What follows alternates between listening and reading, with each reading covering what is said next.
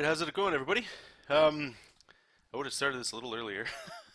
I got this new blender, and I've just been making all kinds of blended stuff. And I was just making an iced coffee, talk about fancy, and I made one hell of a mess. You wouldn't think it would be like that difficult to make this stuff. But anyway, thanks for popping in, everybody. This stream will probably be going for, I don't know, maybe a couple hours, maybe. At least until I finish this, or I might get cut off a little earlier, and this will be recorded, put up on YouTube, all that good stuff. So, the few of you that are in here right now, or throughout this little thing, if you guys take off, it's cool, it'll be uploaded. And I'm going to try to upload the entire process of this. So what it is, what we're going to be doing here, as you can tell, we got a double page spread here. Ooh, it's scary.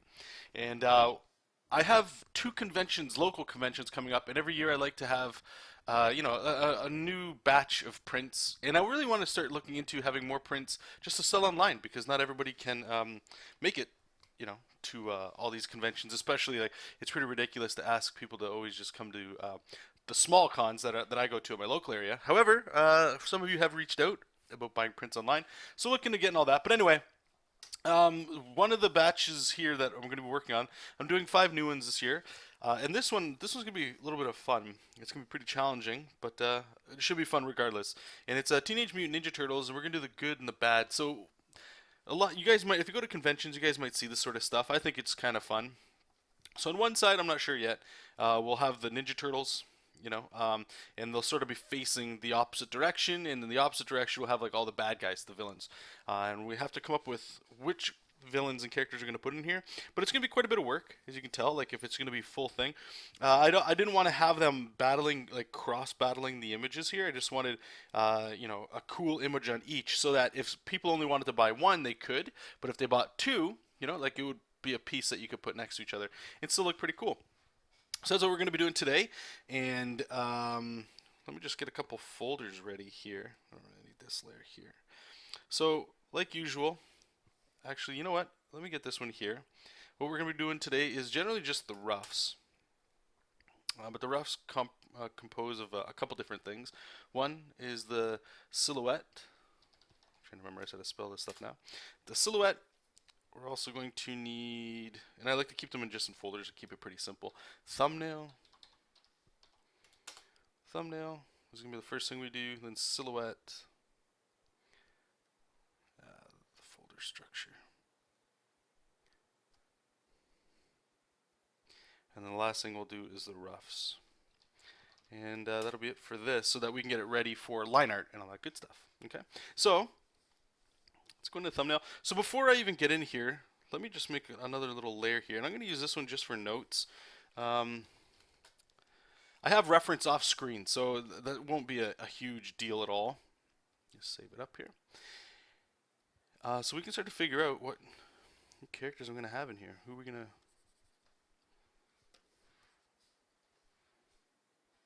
It's going to be pretty small. Okay. So, we can just put good versus bad. And we can just sort of have a list kind of going back and forth to what's going on here. So obviously we're going to have all 4 turtles. So I'll just put their names here. Leo, Mike, Don, Raph. Now who else I think would be... I'm kind of debating, because there's no real females really except like April O'Neil. And she's not really a hero, but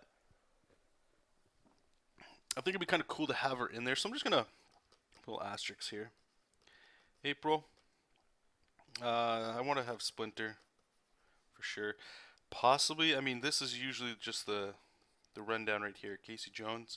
Sometimes you get, what's the robot's name? Is it Shell Shock? Sometimes you get him. I'm not sure yet, but for the bad guys, for sure, we're going to have Shredder. Gotta have Bebop. Rocksteady. Krang, for sure. And I'm just trying to make sure that they're kind of even to the most part. That way it's an even print right across. Like I said, I don't expect everybody to buy 2. Chances are most people will, but you don't want to shortchange people for any of this stuff. So Let me just check over here. Let's see who else we got. I know we got like foot soldiers and stuff, but I don't really know if that really count. You know what? Maybe there's so many really cool villains. Leatherhead's really slick. Slash. Maybe we could do Slash.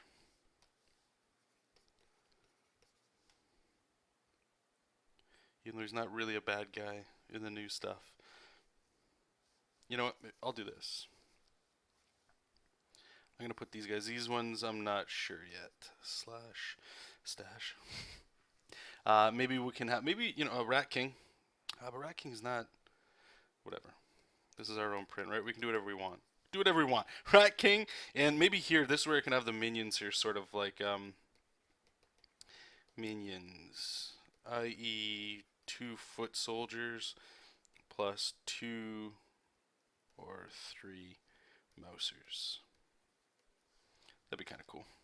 All right, so we got our little note here. So what I'm going to do next is just make some.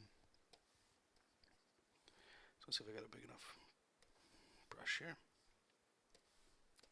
We're going to do some thumbnails.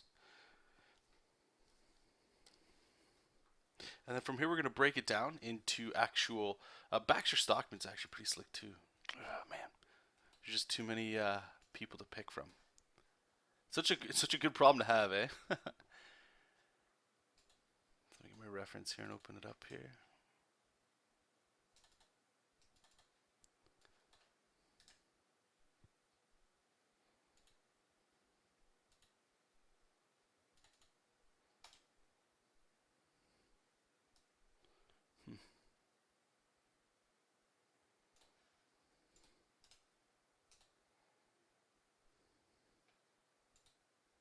Okay.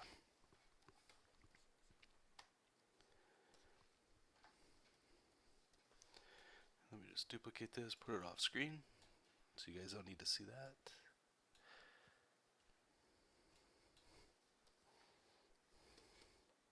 So this one's actually pretty simple, right? Like, there's the classic kind of stuff where you just sort of have, you know, everybody kind of coming at each other like this.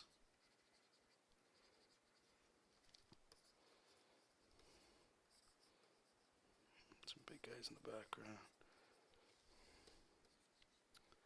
This kind of thing's a little, I don't know, I find it kind of boring. You see it a lot, but I know why you see it a lot.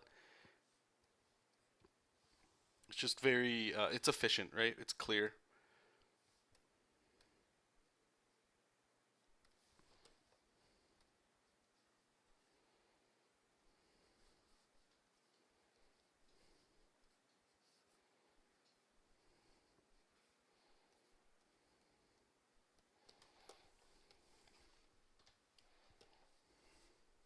Oops.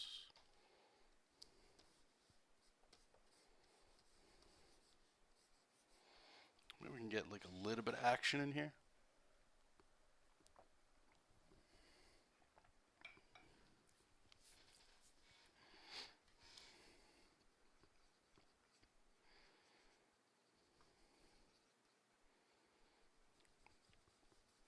If we get our perspective, maybe.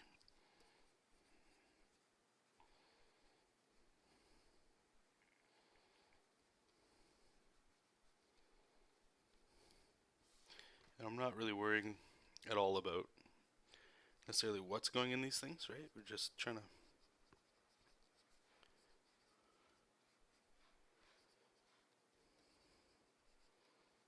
let our mind's eye sort of figure this out.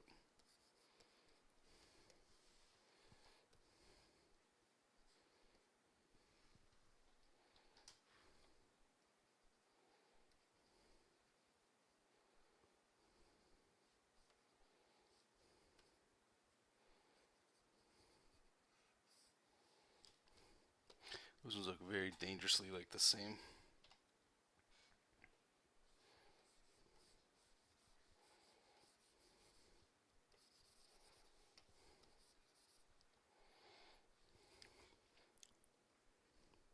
I don't know. Like, we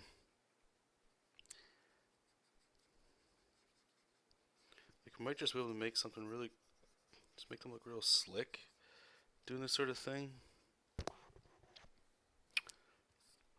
This to me is always the hardest part, right? Because like, it doesn't matter what the window dressing looks like on top. Like if this doesn't work, then this doesn't work, and if this doesn't work, it doesn't matter how much hours I put into it to fix it later on.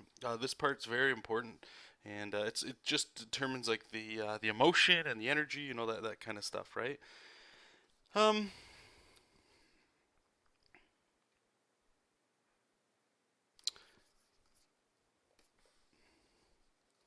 what if we had our perspective? Try this here.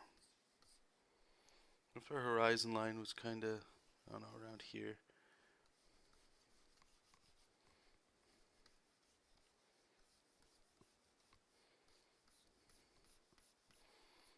Right, if we block something in here, instead of just having just characters, maybe we can actually have a little bit of like the city in there, and like that might give us a little bit more room to play around with some character design, right? Meaning like maybe I could have a building right up close here, and maybe one of the turtles or Splinter or something like that's kind of like, you know, like hanging off there, getting ready to do something, and maybe you know what? I'm always talking to everybody about whenever you're doing this sort of thing, just try to think about the why, or like what's happening before, what happened just before this, what's about to happen, what happens after this, what's the moment that you want to capture. Maybe it's this is where the meeting ground sort of happens for this fight to start. You know, I'm already liking this one already. To tell you guys the honest truth, this one here, it's all just character stuff, which is cool. And I do think it would work really well, but I'm already seeing some stuff here because what this does with this perspective grid too is like right away I can show scale. So if I want something right in the foreground, it's really cool. But if I want like one of the bigger characters, like let's say we want to have Krang. Krang's actually huge, right? Or Rocksteady, maybe even Slash. I can have a big building back here, and maybe he's on it, you know, King Kong sort of style, or whatever. And it's just about to do its, you know, the Royal Rumble here. But what else is really cool is, you know, like they are individual prints. So if I have like a moon here for the bad guys, that can frame that. But what would I have for the good guys to frame them? Maybe they got billboards or something, you know? And something like this might hold itself better as a single print for those that don't want to buy both, right? And that's sort of where I want to go with what I'm doing here. Whoops, why does that keep happening? This sort of stuff is kind of hard to see.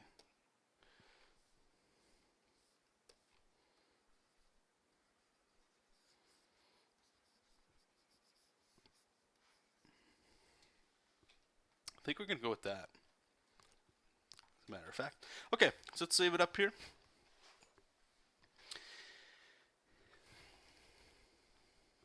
All right, and so we're going to have our thumbnail. So what I'll do is I'm just going to merge these guys together. Now this is going to look real gross because what we're going to do is we're going to kind of copy and paste this. But it's not going to look too hot because of the size it's going to be. Right, so if I zoom this out, you'll see here in a second. It's just going to be a hot mess. But it's just a very quick guide, right, to just sort of get us started to what's going on. Maybe actually we can tilt it too. That might be kind of cool. The bad guy's coming down, good guy's looking up. Yeah, I like that. It's coming up. That'll work. Now, Manga Studio handles these files very, very well. So the saving time here, you guys can't see it. I have it off screen. It does take a little bit longer, especially when you're transforming big objects like this. But when it comes to coloring, I think that's when I'm going to split it up. I'm not sure. We're going to see how gross this goes because it is a 600 DPI image, right? So when we color it, it will go down to like 300. But if we go to, just so you guys can see, canvas size, let's go to pixels, right? So you can see, like, this is a massive file, 13,000 by 10,000. That's a lot of heavy lifting. Okay, so let's lower this way down, and it's silhouette time. So, one last step here. I promise, one last step. Let's go to black. Let's get our some sort of. Is this gonna be big enough? Cool. All right. So this one will be. I'm just gonna title each one here. So when I split them up, TMNT, hero versus bad version.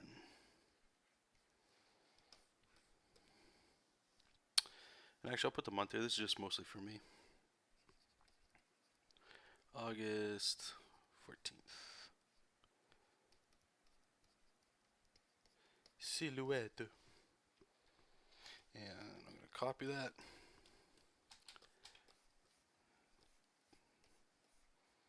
Duplicate on this side. And we'll put baddies. Cool. So I've got it all labeled up. Let's merge down. Sweet. Hey, how's it going? How to handle people in perspective. Oh, my mic is very quiet. Here, let me see. It looks like it's supposed to be good. I don't know. Try adjusting possibly your settings there. Unless everybody, if you guys can let me know, everybody else, if you guys are saying my mic's quiet, just let me know, and I'll try to crank it up there. Just for your question there, Chaz, how to handle people in perspective, we'll get to it.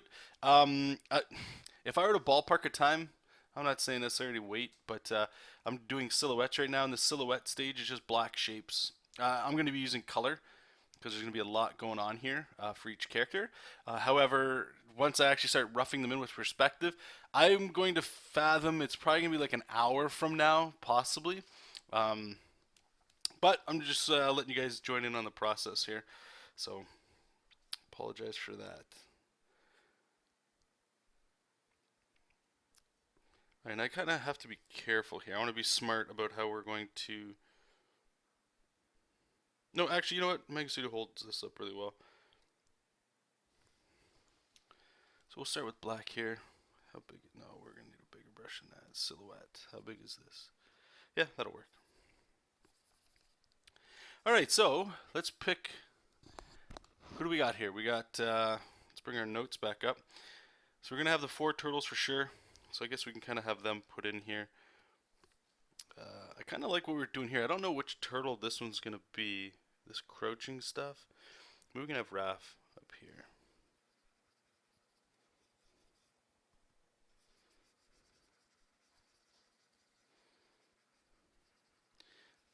Just think this sort of pose here works really well. It's like your classic Wolverine kind of pose, you know.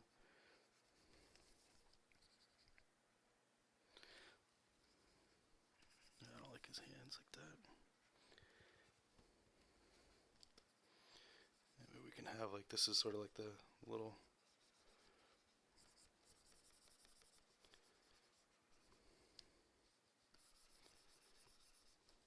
piece of building he's on. We don't gotta go too drastic with this here because it doesn't really matter. I just want to make sure I have the perspective here. Those hands make them pretty bulky.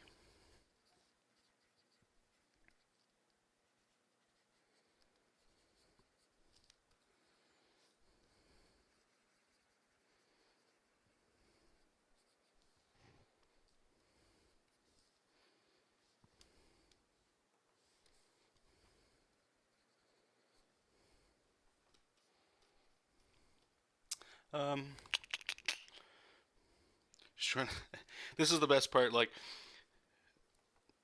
just trying to see like how would be the most dynamic or the most cool sort of thing. Maybe if he's got his hands up here possibly.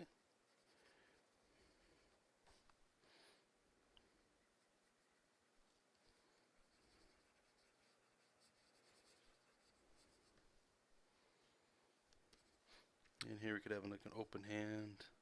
Yeah, I kind of like this a little better. I just want to make sure I got enough room here to show his knee, just to help that silhouette, right?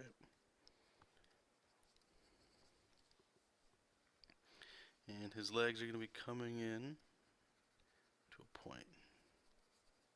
Actually, you know what? With Raph, I don't really consider him a ninja. I like to think of him more, again, just like that rough, scrappy guy. So even if his legs are a little bit more open, that's kind of fine. Just makes it a little bit chunkier, right? I can save the finesse for like Leo.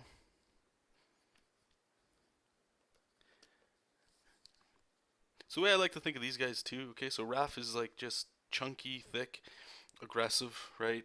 All his shapes are just chunky and just the posture is very aggressive. Leo's the if I were to think of which of the turtles is like the true ninja, I'd say it's Leo. So slick, kind of hidden, everything's sharp to a point, a direct action. Michelangelo's just erratic, right? So a lot of his stuff, like a lot of people, I'm most likely to adhere because I just love that pose of him. Like it's like he's jumping down on people or he's spinning his nunchucks behind him. They look a little like helicopter propellers, and that's all it does is as he's coming down, it just does that sort of thing, and it just looks like he's sort of reckless in a way. And then Donatello, he sort of got like I like putting him in the back, so he's sort of like scouting the area to analyze which is the best action for him to take, sort of thing. This is done on a Cintiq. As for your question, iPad Pro or Surface Pro? It depends. Obviously, everybody's going to say that. What you're looking for, if you're looking for a portable experience, meaning you want something that's, sorry, I got my things all messed up here. You're looking for like Manga Studio on the go, let's say. Then the only way you're going to get that is with a Surface Pro. For me, I have a Surface Pro 1. I actually do quite a bit of sketching and stuff like that on there. It's fun. Like if what you're looking for too is just to kind of get out a little bit, and just be able to draw wherever you like, you'll be fine with either or. In saying all of that, for me myself, the best one that I like that I've played with so far is I bought a Surface Pro 4 and then returned it just to try it out. You guys know how I like to do my stuff there. And then I got the iPad Pro, the 12.9-inch model. I think it was like the 64 gig or whatever the cheapest one was, and tried that out and returned it. I will be saving up for the iPad instead of the Surface Pro because the iPad, for me, the drawing experience was with Procreate, that app on there, was absolutely amazing. And just using that device as a development tool or something to do sketches and stuff like that. Not necessarily tight finish line work. I still, no matter what, even with my Surface, I prefer to do that right here on my desktop computer. But being able, like, for me, the best, and that's air quotes, device to do sketches and concept and development work was iPad for myself. Okay, so we're gonna have Raph here. Mikey's the best ninja. Actually, you know what? Let's do him now. Let's go up to orange. And like I said, I want to have. I always enjoy doing that one pose that I think a lot of people draw him in, right, where he's sort of falling down. The big old feet. Maybe we can do something different here. Some motion here.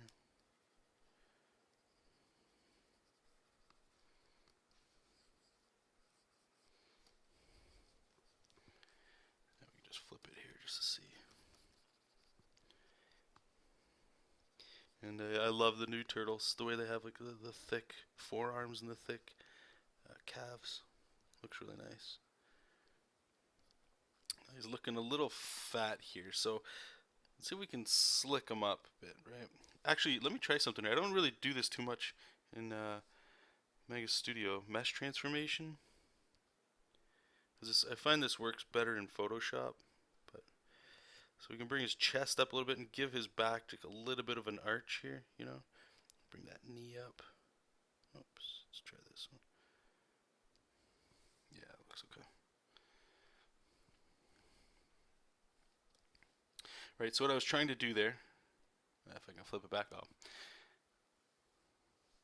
So this this is going to take a little bit of work here. I might actually break this file up a little bit when we get into the roughs, just because of the saving. I like to save quick, right? And this is actually taking a little bit of time. Anyway, so what I was trying to do here is do this right there.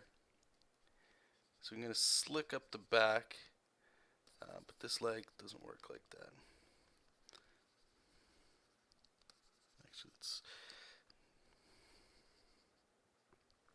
Actually, maybe we'll put this one down here like that.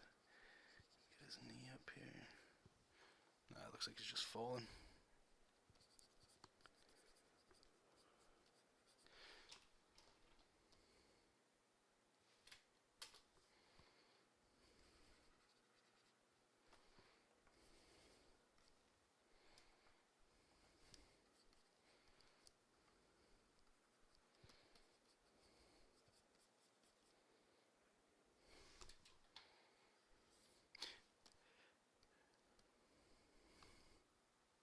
And this sort of stuff here too is like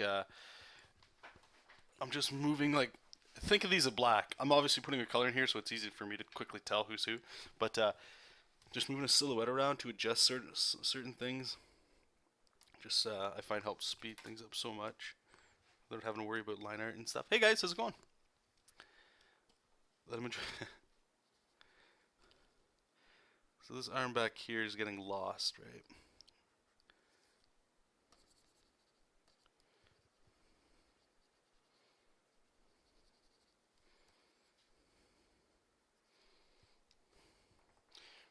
Let's bring that back.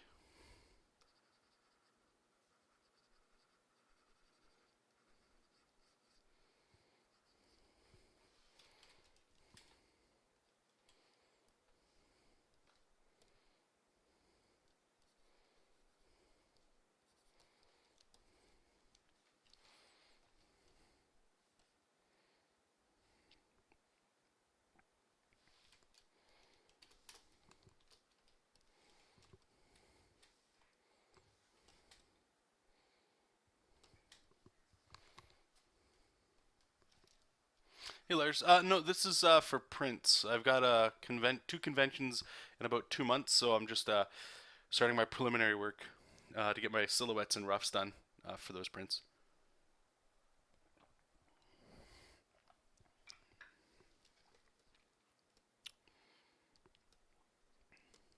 All right, well we can keep these guys here for now. We can always fiddle with them. I'm not sure about Mike just yet. Actually, you know what might fix this is if we kind of have this his arm. If we open it up this way a little bit.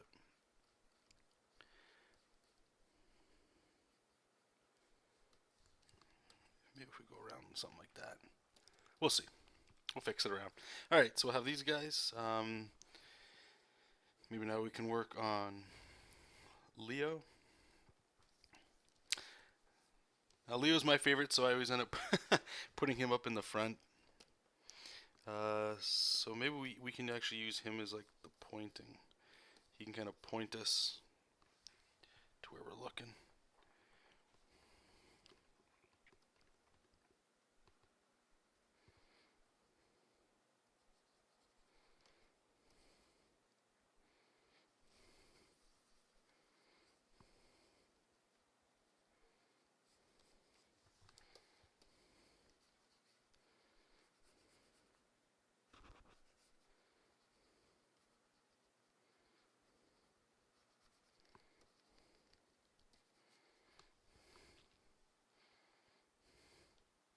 Thanks, man. Yeah, just a little, I guess, info for you guys. I've been sharing it a little bit on Patreon. I'm working on Marvel and DC pitches right now, and IDW is obviously like for Turtles. I think would be really cool. I still do. It's one of my, if not my favorite franchise. So I think it'd be really awesome to at least try it. So it's on the list. It's always been on the list. It hasn't gone anywhere. Is the iPad Pro the closest experience to traditional drawing? I suppose it depends on who you ask. For me, it actually felt very close. Again, with I didn't fart around too much with anything that came with the software or with the app. Or geez, I don't know what the hell I'm talking about. With the iPad, I bought Procreate because that's what I heard everybody talking about, and it was amazing. It gave me, I don't want to say it felt like paper, but compared to even like the Wacom is amazing to draw on. I love it, but it's something that not everybody gets into. Some people take a little bit more time to get accustomed to digital stuff, and the Surface Pro is very glassy. You can get like matte, what's it called, screen protectors and all that good stuff, but for me anyway, the iPad just felt really good. And the idea, like like I've never had an iPad, right? So just pressing a button and you can be right back in Procreate, like the app that it is. It felt very much like a traditional piece of paper in the sense that the texture was there when I needed it, and in the pen or the pencil. The Apple Pencil actually felt very good, very good. Like just being able to, even a subtle thing that I never really do, of turning your pencil sideways and sort of shading it like you would if you're doing life drawing or like with charcoal. That's not something I would normally do, but I started finding myself experimenting a little bit more with that just because I could, and it did hammer out some things a little quicker. Again, for development stuff, I still myself anyway wouldn't use it for like a finished piece at all. I did do that though with one of my client projects. I did finish up a piece in there, so it's possible. If you guys check out Robert Marzullo, if you guys, I hope you guys are following him on YouTube. He's got a bunch of videos on there too of him talking about using it. And I don't know if he is, but he was experimenting with the same sort of thing, doing finishes on it and stuff. And he was getting some really great, great results from it too. So I don't know what the hell Leo's doing here with his legs.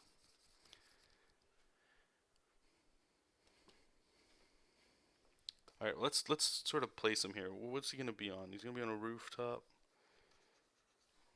Kind of have that. What's the perspective? Right, the perspective's kind of going this way. So if we give him something to be on like that, maybe. So at least now I've got like, I can sort of figure this out. So if he's got his arms up here, I don't like it being open like that.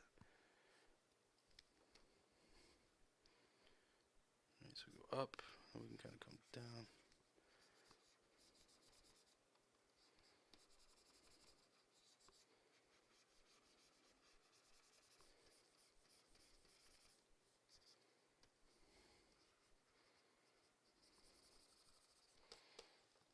Yeah, I don't like that arm back there either.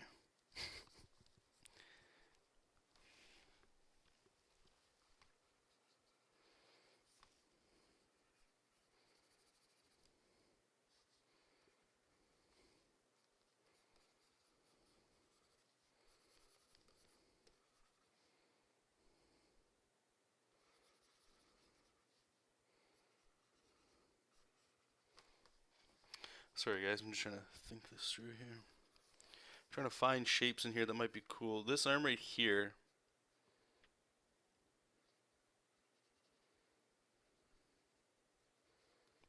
Not sure if it'd be cool enough if we're just kind of.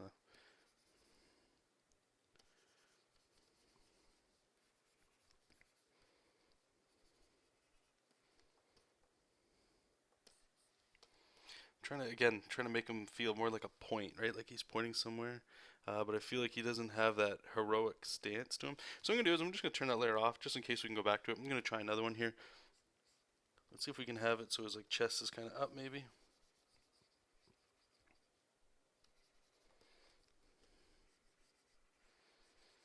Everybody's gotta have bent knees because that just looks cool, right?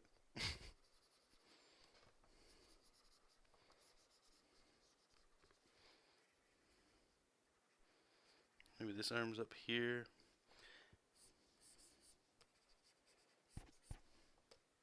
Go this way with it, maybe.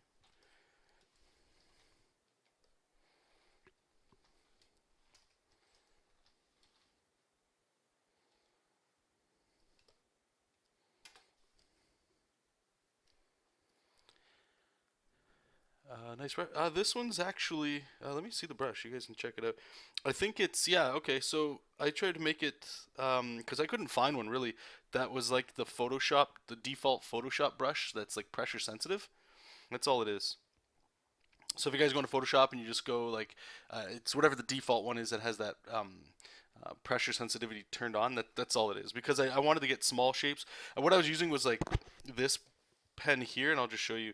This was what I was using for silhouettes, which is great because you want to have just blocky shapes like blobs. But I couldn't get like a sort of like a finer line, like what you kind of seen what's happening, so I can kind of build things up, and then I can just adjust the size here. I'm thinking. Okay, Leo, like these guys got way too long legs here. Let's give him that wide stance. He's standing his ground here. Kind of like this one already a little bit better. And we can sort of figure out what kind of ground he's on.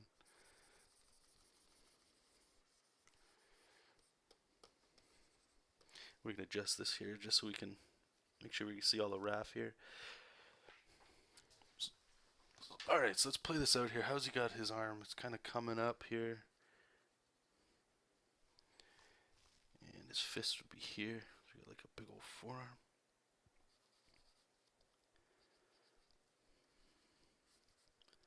And the knives aren't that big, I don't think. Now this one, I think we want to have it kind of out more. I gotta be careful it doesn't go off.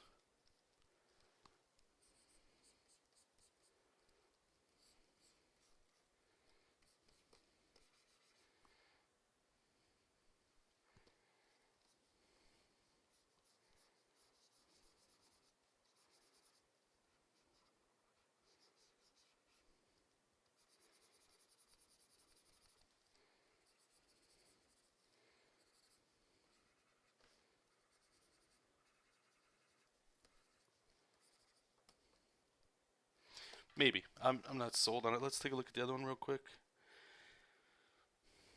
That one feels a little bit more defensive. That one feels a little more offensive. So maybe we'll stick with that. Okay, so I don't want to lose the shapes here. So maybe we can have possibly put Leo up here. And we could put Raph. We'll have to make him a little bigger. Take a look at it. Maybe somewhere, something like that, maybe.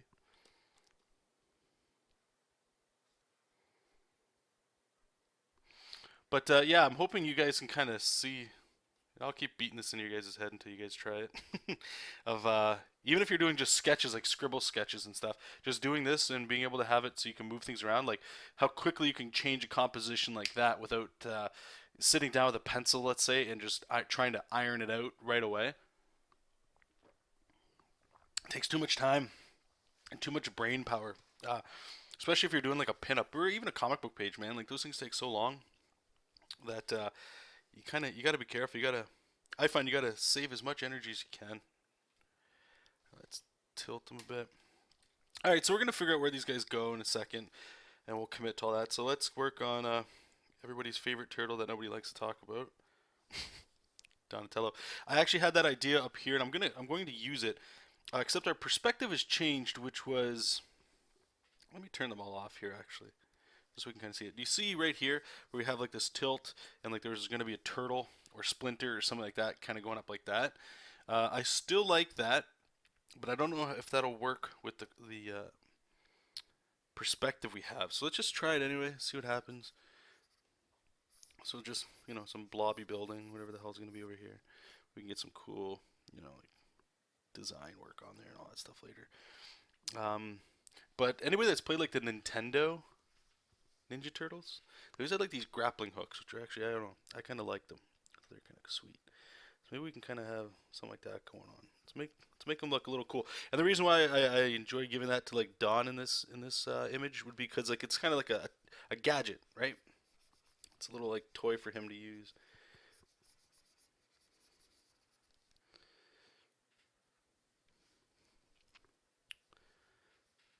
So maybe we can have his arm straight down like this. Maybe got a little bit of a rope. I don't know. And have his arm here. Then we can use his bow staff to sort of point. Like I actually don't mind. This actually looks kind of cool. I know it's a little harder to see what's going on, but imagine this right here is the stick. He's got an arm coming down like this with the rope. Maybe we can bend his leg a little bit more. Let's try that.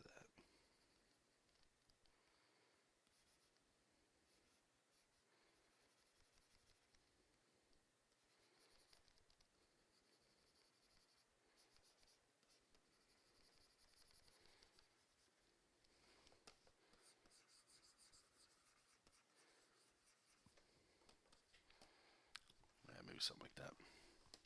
Let's put his brothers in here and see how they all look.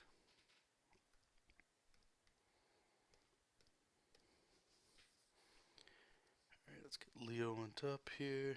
Put Raph up top there. Okay, so start moving some of these pieces around.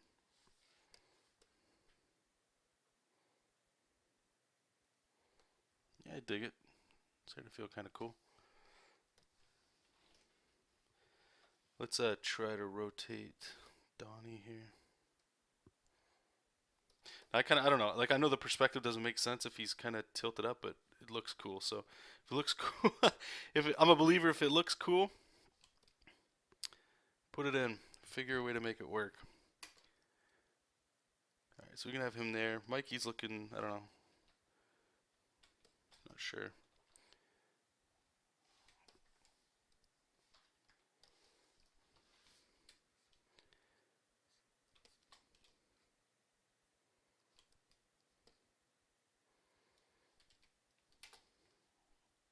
Try something like that. And ref.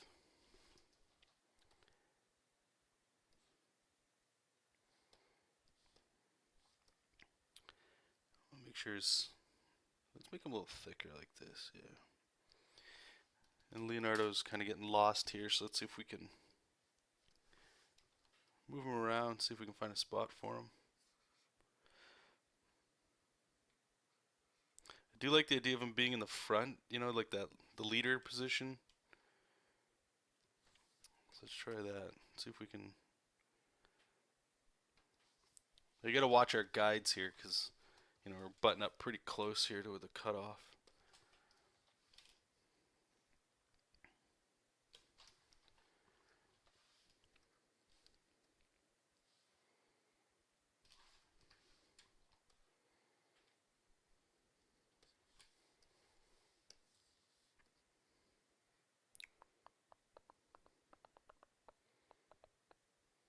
Hmm.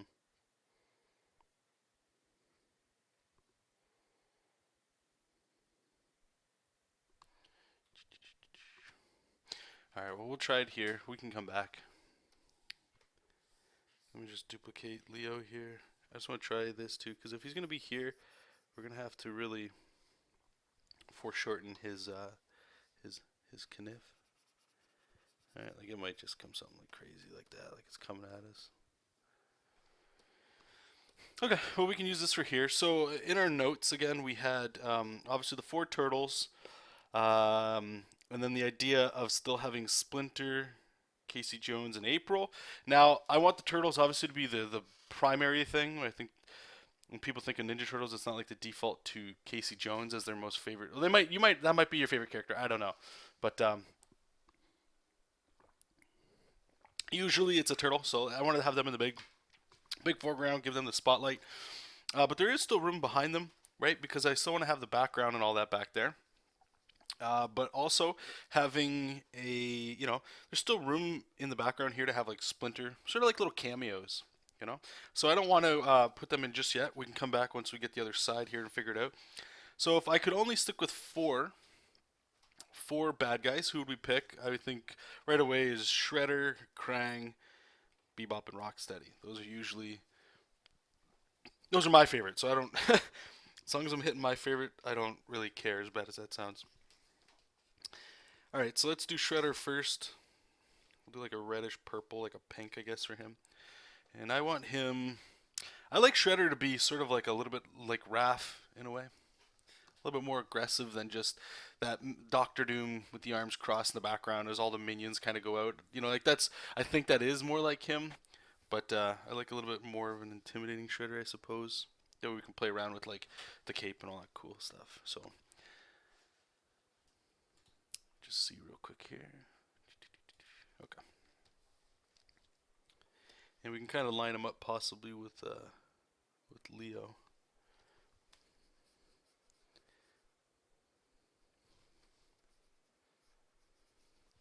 Maybe we can make him.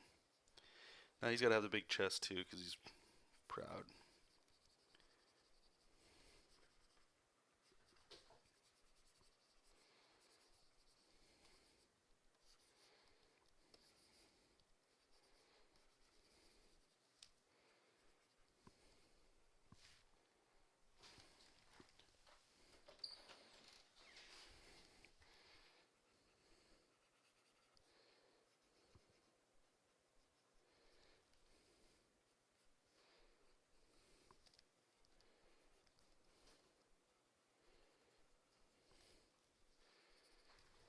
They always look goofy when they're in these stages. Let's cut this off. Let's figure this out here.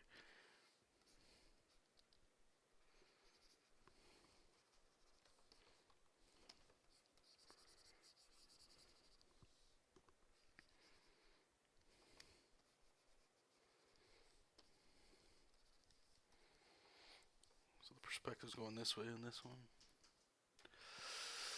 Hey Lars, the one that I just want to make sure that I'm clear with that. I did return it, guys, but I will save up to get it. But I bought the 12.9 inch, and then the smallest one, whether that's 32 gigs or 64. The reason for that is the Cintiq I have is 12 inches, and I'm sort of tired of getting like the Surface Pro 1. I think is around the same. It feels smaller. It's like more of a widescreen. I'm just tired of getting like if I'm gonna. My mindset was if I was going to spring for like a digital device. Now that I've had like the Cintiq that I have, and it's great. There's nothing wrong with it at all.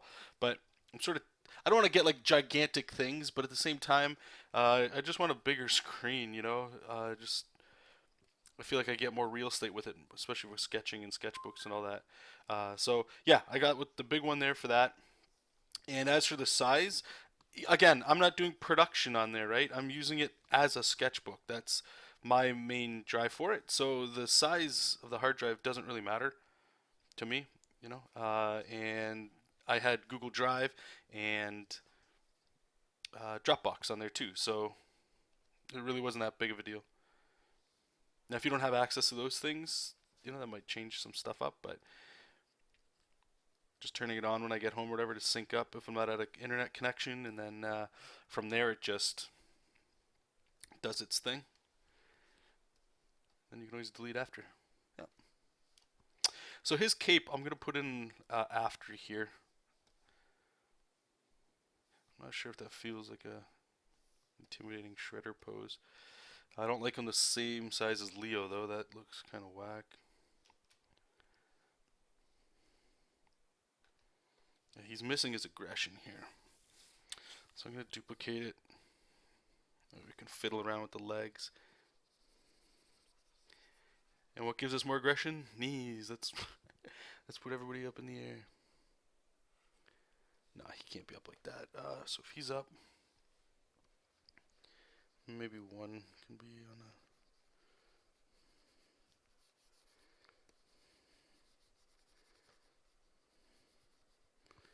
Everybody's standing on something here. Would I use it for work? Okay, so here I'll give you guys a quick example. Just gotta go to Facebook really quickly. I've showed this before, so I apologize to those that have already seen this. Let's give me 1 second here. Shouldn't take too long.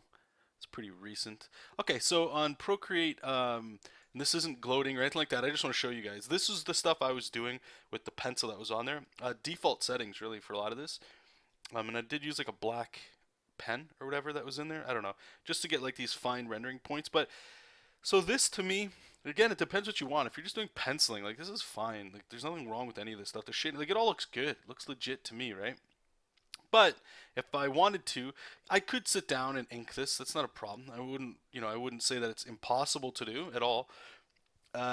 Just know that like you're limited by the app, so you're not going to get Manga Studio just yet.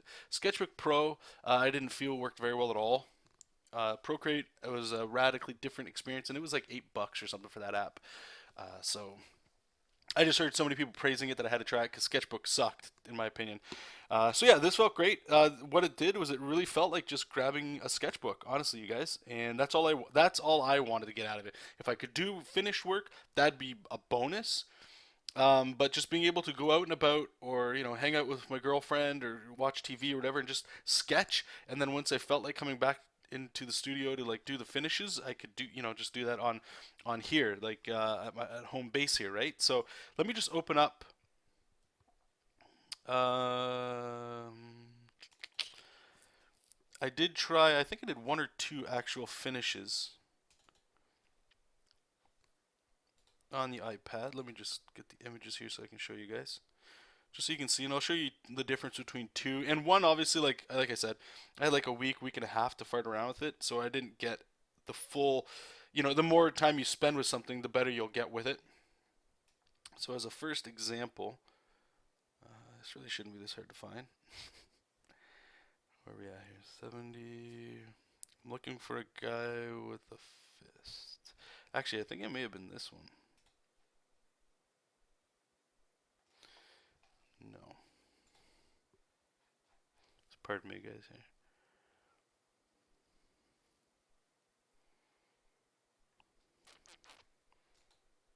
Like I cannot see this stuff. Let's go a little bigger.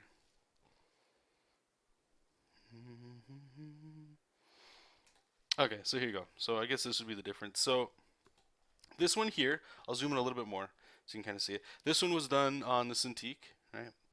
And then this here I did on the iPad. Without the speed lines. The speed lines I did that after. But you might not be able to tell. I can tell. But if you guys can't tell, then that'll tell you more. It's more like control, like things like this. Like let me go in here. Like the eye. Like I didn't really like a lot of how this turned out, but I was still able to still sit in front of the TV, watch Seinfeld, you know, with a cat on my lap, and still do this, which is close enough to this. Like you can see, like the this might just be more of the comfort with the device than anything, because a lot of the thick inks and stuff, like they're not the same, and that's because of the brush shape and stuff that I have. And all that stuff. But yeah, I mean, you again, it depends what your final art would be that you're looking to do. If let's say you just wanted it so that you could be on the toilet and do thumbnails, or even honestly, what I'm doing right now, this is like a huge, huge thing. Being able to do, and I know not everybody works with this stuff, but just being able to do silhouettes and roughs, not necessarily on the toilet, but like if you're out and about or just having it in your little art bag or whatever you carry around with your sketchbook and all that stuff, uh, huge, absolutely huge, because then I can just come in, sync it up to Dropbox or whatever the hell, and presto changeo, you know, I'm good to go. I can just sync it up, come in, all right, it's time to work. Did I finish that stuff? Yep, it's synced up. Cool, let's go, and let's just keep going. So. I hope that explains something. All right, so what I like here is I'm going to have on this side, instead of them having like cleaner buildings, I'm just going to break up their what he's on here, right? So we can have like some pipes sticking out and all that kind of jazz. And we'll worry about a lot of the costume stuff a little bit later. All right, now I don't like this. I like clean lines of action, so I'm going to push this leg even further back like that. And we can kind of have a leg come down there. Hey, Nimrod, thanks, man. Lars, pretty close. Okay, so let me ask you this one, Lars. Maybe I can help sway your decision, or at least give you some. Ask away. If anybody's got questions about that stuff, of course, please ask. Are you thinking about getting a Surface Pro over an iPad, or are you just thinking iPad or nothing? Or why are you even thinking about getting an iPad?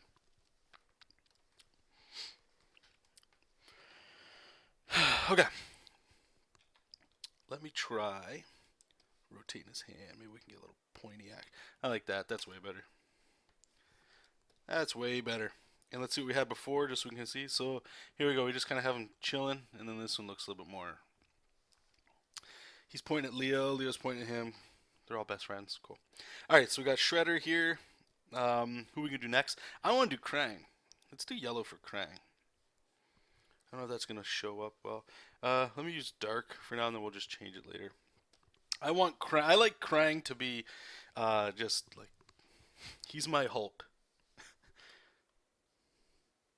So he's just gonna be in the background, and Krang is way too proud to be hunched over, so that might be a little bit of a problem putting him way in the back. Maybe not.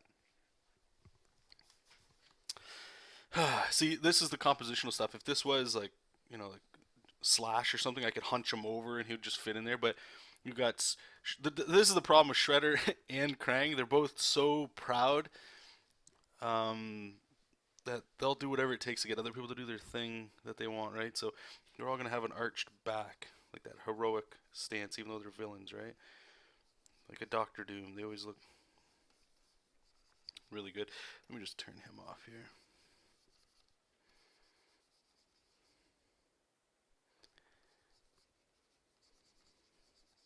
I don't know how much of Krang we're going to see. Most of them's probably just going to get cut off. But you don't have to go too dramatic with Krang. Just to see that, you know, that big machine body he's in. And actually, you know what? I can't believe I got to see Ninja Turtles, man, the new one. Can't believe I haven't seen it yet. That friggin' Krang and all the goodies in there. Do you guys know how well the new Turtles did? off the top of your head? Did you guys go see it? Maybe we can have like his hands kind of coming out a little bit here.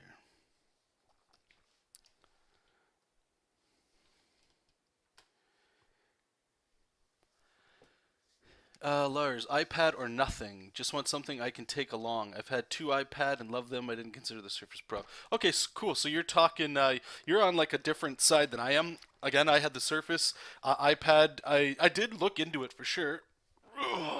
Little stretch here. I did look into it for sure because what I wanted was the idea of having Manga Studio anywhere I went was the tipping point to get it. But just like what you're saying, and even why I've been experimenting lately, is there is still something magical about leaving your desk to be able to do what you do anywhere. And yeah, we all have sketchbooks with like a pencil and pen, but I find the more of us, maybe it's just comic books, I don't know, or concept art especially, that the more we go around with digital tools, the I don't know, I just that's like the world I'm in now. It's not necessarily just surrounded by pencils and pens and stuff. So being able to leave my desk and still kind of have something done is fun. Or just like proper sketchbooking. I just want to sketch stuff. Right, so that's why I went with that. The iPad though, before from I didn't look too much, but what I did look into, I couldn't really tell necessarily what was like it wasn't the same. I couldn't get like really fine lines or wasn't pressure sensitive, right? And the iPad Pro is just like it's crazy expensive. With the pen or the pencil, I think it's close like 1,300 Canadian, something like that. It's very expensive. So I'm thinking I'm waiting until hopefully there'll be an iPad Pro 2, because my experience on the iPad Pro 1 was awesome, and I don't really there's like pretty much zero negatives. But again, being able to do that stuff on the go is huge. So that's why I was interested in it myself.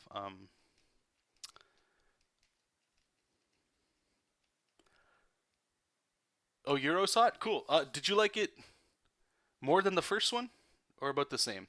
I went into the original Turtles. Like I think a lot of people were the style, like the way the Turtles look. I was like, "F this."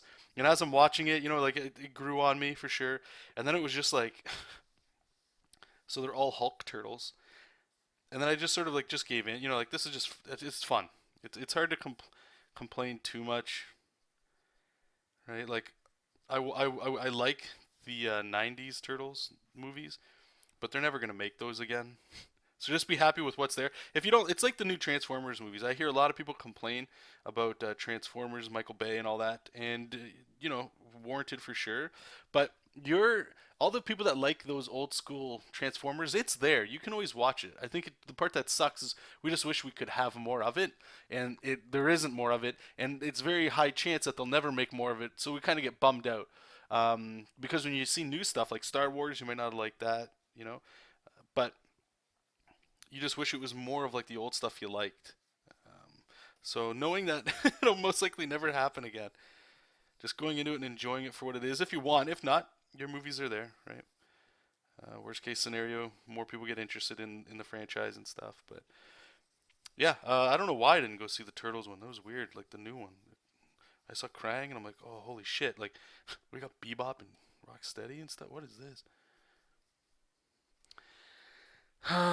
Chaz is saying, for a beginner to digital drawing, would you say the iPad Pro is the best way to go? And for practicing drawing around the house? Ooh. Boom, boom, boom, boom. Uh, hmm. That's a tricky question. I would say if you were going to put the money towards an iPad, I would get a Cintiq instead, because you're going to need a computer and you're going to want to finalize your art. You could get a like an Intuos tablet or whatever, but I think a lot of people enjoy drawing on a screen. Especially if you're new to digital, I would say get a Cintiq, even the small one like the 13 HD, or you could use what I use, the 12WX. They don't make it anymore. You could try to find it secondhand. Let me just do a quick check here. Let's go to Amazon.ca, and I'm gonna type in Cintiq. Let's see what we got here. I'm curious actually, because like once my baby goes, the Cintiq 12WX, right? I gotta get something. So yeah, okay, here you go. So there's I don't know. Wow. Okay, you could get apparently a 13-inch Cintiq for around 1,100 Canadian. And then they've got the touch display. I don't know what the difference between the two models are, but I would go that route. because chances are you have a computer, you're going to be able to run Photoshop, Manga Studio, and you'll be able to get a better. You'll be able to have finished art. Especially, like, I guess it also depends on what kind of digital art you're looking to do. If you want to do comic books or painting, either way, I think a Cintiq is almost mandatory, or at least a tablet of some sort, like an Intuos or something like that, so you can do your computer stuff. Um, the iPad Pro is, to me anyway, it's more meant as like a complementary piece, like a thing that you can kind of bring around that you'll end up bringing back home to your finishes on. I know not everybody will agree with that. That's just my opinion on that. That's what I would use it for. A good example would be my Surface Pro. No, there's no way I would get very upset if that was what I was drawing on. But I do know artists that do just use that, and it's just what you're used to.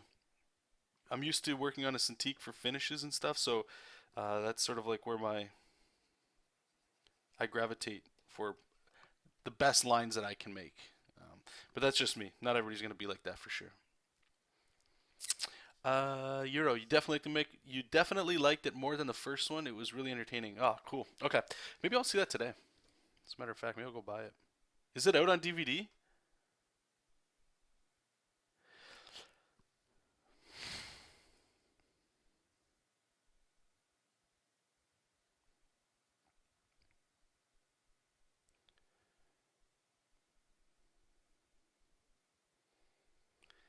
Lars, maybe you answered already, but what do you prefer, the Surface Pro over the? I preferred the iPad Pro over the Surface Pro. I have a Surface Pro 1, and I still use it for kind of like this sort of stuff. But the iPad was the best drawing experience I've had for sketchbooking. So take that as you will. All right, so we've got Krang in the background. I don't know if, see, this is the problem. We need to show Krang's. We don't have Krang. We have him in his like little outfit. Uh, so maybe what we have to do here. This is gonna be the tricky part when you start. Here we go. Do you see how small Shredder just got? We still have two really big characters to put in here. So you know what we might do? All right, let's try this. I'm gonna put Krang back here maybe. Let's try this out. Let's duplicate it here. I don't want to lose any of this stuff. So maybe we're forcing to put him in the background. I really don't like that. Maybe we're gonna have to change Shredder's backhand here. All right, let's get like a big beefy Krang in the back. Like that. His head's getting cut off. Shit. Okay, so go here. We're gonna have Shredder. Bring him up as close as we can. Let's try changing his back arm here.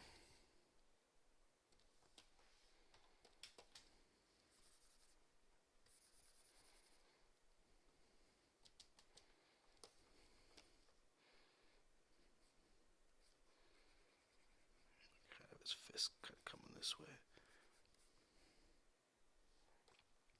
He's actually in a very similar pose to Leo. Move his head forward. Whatever. Okay, let's try it out here. What I'm going to do is I'm going to make another layer. All right, yeah, I'm going to go bright. No, what the hell. Sorry, guys, I'm all over the place with you. So let's make him yellow. That's what we wanted. And we're going to go, I don't know, like a fleshy color. And let me just have an idea of where he is. This way, I can kind of insinuate where Krang's going to be here, okay? And we're going to worry about all this, obviously, once we get into the perspective. So we can have Krang here. And more pointing, where do we want them to look? We want them to look off screen, right? So we can put,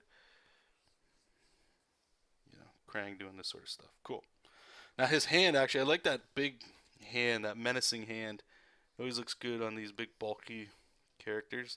So let's do that. That looks better. And this is actually really fun working like this, you guys. To be honest, I don't know. There's something about it that's really cool. Feels very was about to say liberating, but that's not true. Feels like there's not a lot of stress going on here. So the last thing here, I'm just gonna put have an idea of Shredder's cape. I don't like it over there. Yeah, let's bring it up like that. Give it like that Magneto kind of.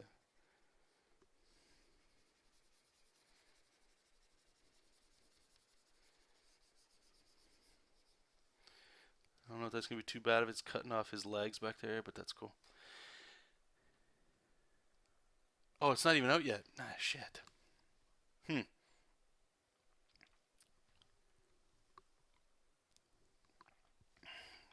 All right. Well, thank you for letting me know. Put that on the old checklist. Thanks for all the questions, by the way, guys. Nimrod, this looks like a cool New York flow. Is that a pinup? Yeah, this is. It's. I'm going to make two prints here for these local conventions I have coming up. I'm going to try to look to get them put online too. I saw a guy that I've just been looking at a whole bunch of his stuff, and I always feel bad because when people launch something, and I'm talking about Sketchcraft here on YouTube. Check his stuff out. uh, they'll like he just put up an Etsy shop for his prints, and I've been looking. You guys saw me post like maybe 2-3 weeks ago, looking for places to sell prints and online things, but everything costs money. I don't know why I didn't think of Etsy, but what I was gonna say is I feel kind of bad when artists come up with like launching new things, like they just launched their Etsy shop, and I'm like, it's a really good idea. I need to look into doing that as well. But anyway, that's what I'm looking to do so that when I print this stuff out, you guys, for those of you that are interested anyway, you guys can go on and so you'd pick up one if you want. So this will be split down the middle, right? So if you just want the turtles and the heroes, I'm probably gonna put Splinter and like Casey Jones, maybe April in here somewhere, with like a New York background. You guys can get that. If you want the villains, it's on the right, right? But they do go together as well, and I think that'd be a little bit of a fun little piece there. I have not tried the Cintiq Companion, no. And the reason for that is I would do, and some people don't agree with it, but buying like an iPad or a Surface Pro, trying it for almost 2 weeks and returning it before the release date's done. I know that's greasy. I know. But as artists, maybe I'm not alone on this, but we don't have a lot of money. And if I'm going to buy something, I need it for a specific tool. I'm not looking to buy a computer that plays games and surfs the net and runs Photoshop, right? Like I want it to run Photoshop or Manga Studio cat's ass. That's all I want it for. That's all I'm looking for myself. So when I get like a Surface or an iPad and I want it for like drawing on the go, I need to make sure it can just do that. And unfortunately, because I need a specific thing, unless other people have reviewed it, that sort of leans you in a way, but I need to try it. And all these places where I live, they do not have one set up to try. So I cannot nobody around where I'm at. I have to drive 4 hours to Toronto to even look at a Cintiq maybe. So I unfortunately no, there's no way I can get the Cintiq Companion unless I get it off Amazon to try it. But then I'm not even sure if I can return it for free, and that's where I'm like, that's I don't know. So that might be something to look into too. I've heard really good things about that. An artist Corey Lewis, Ray, you guys might know him from, did an awesome comic called Shark Knife. He uses a Cintiq Companion that I'm aware of, and he gushes all about it all the time. So that's an example too. And I think our good friend Will Robson, I think he said he's saving up for a Cintiq as well, a Cintiq Companion. Jazz McDaniel saying, I own an iPad Pro and it's solid. I think the easiest way to decide is based off your needs with it. It comes with software versus apps. I'm interested to see what the Wacom does with the next Companion 3. The Cintiq Companion is amazing, but high price and heavy. I prefer my Companion 1 over the iPad Pro, but it's more of a headache when you want to go paint in a cafe with the Companion. Cedric saying the composition center looks strong. Thanks, bud. Oh yeah, no, yeah. Like I say, this is if you're just doing composition with like one guy with the black silhouettes. Like I just put up a video yesterday. You guys can check that out of sort of the workflow that we're doing here, and it's fun. But once you start adding color, like it's just fun. Like we're not coloring this, right? But it's fun to me. When I look at this, it's the energy still stays high because of the fun, the fun. But just give me a second here, guys. I'm just gonna take a quick like 5 minute break. I'll be right back. We've got Bebop and Rocksteady to toss in here somewhere. We're gonna have to figure that out, and possibly even more. I don't know. We'll see how much room we're running out of. I don't want to jam the piece too much. I want to leave enough room in there to still highlight the characters that are important. And I don't want to overload one. Like I don't want to overload the villains with like an awesome amount of villains and then only have the four turtles. I want to kind of balance it out. Again, not everybody can afford or wants to buy prints, especially two prints that go together, right? So I want to balance them out so it's not like because I've been there. I've looked at two prints. One was one artist. Oh man, this is going back a long time ago. Chicago. What was it, Wizard World? It used to be called. And I went to this one guy, and he had a Final Fantasy VI and a Final Fantasy VII print, and I was like, oh man. And I don't really buy that many prints, but I saw it. I was like, Final Fantasy VI is my game. To me, that's the best role playing game ever made. And I'm looking at it, I'm like, oh, that's great. But he only had like 4 or 5 characters there. And in Final Fantasy VII, he had like the cast, and I'm like, but that seven's loaded with content. Like it looks really good too. I don't want to put people in that spot, so that's why. But I'll be right back, you guys. I'm just gonna put up a little note here, just saying I'll be right back in about 5 minutes, and I'll see you guys soon. Oops. There we go. All right, be right back.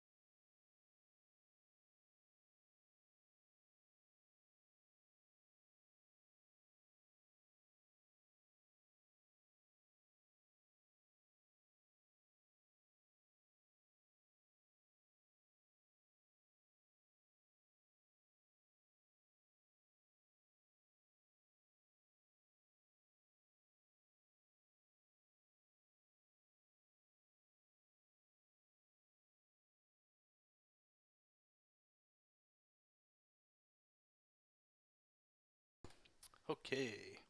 Yeah, thanks for your patience there, guys. Okay, let me just catch up with you guys. Thanks again. And I should say, if you guys got questions, fire them out. Let's do it.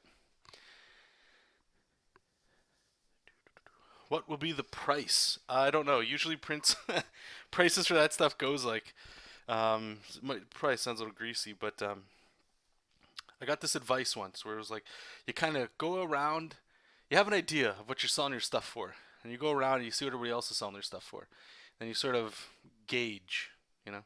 And I've seen prices, I've done it too, fluctuate throughout the day. So if your prices are whatever and nothing's selling, it could be, yeah, just the wrong people are looking at it, or it's just too expensive, right? Or the other way, they're just flying. You're like, what if I increased it $1 or two, right?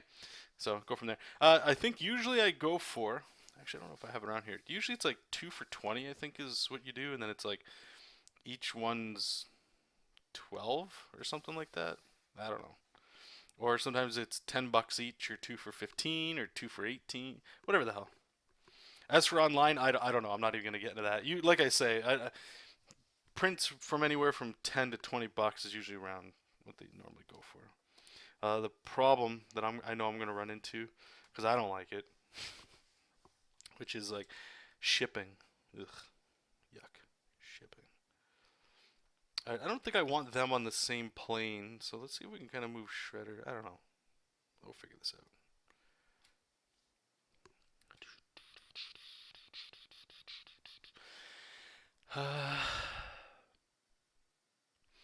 Chaz, I barely have any space where I live. iPad Pro might be the way to go for me. Well, no, that's cool. And I'm not going to push anybody into one thing over the other. Again, I would just ask, make sure you, please do this as best you can, because I'm a sucker for just buying stuff that you don't need, that doesn't actually serve a purpose. It's just really cool. It's just really cool.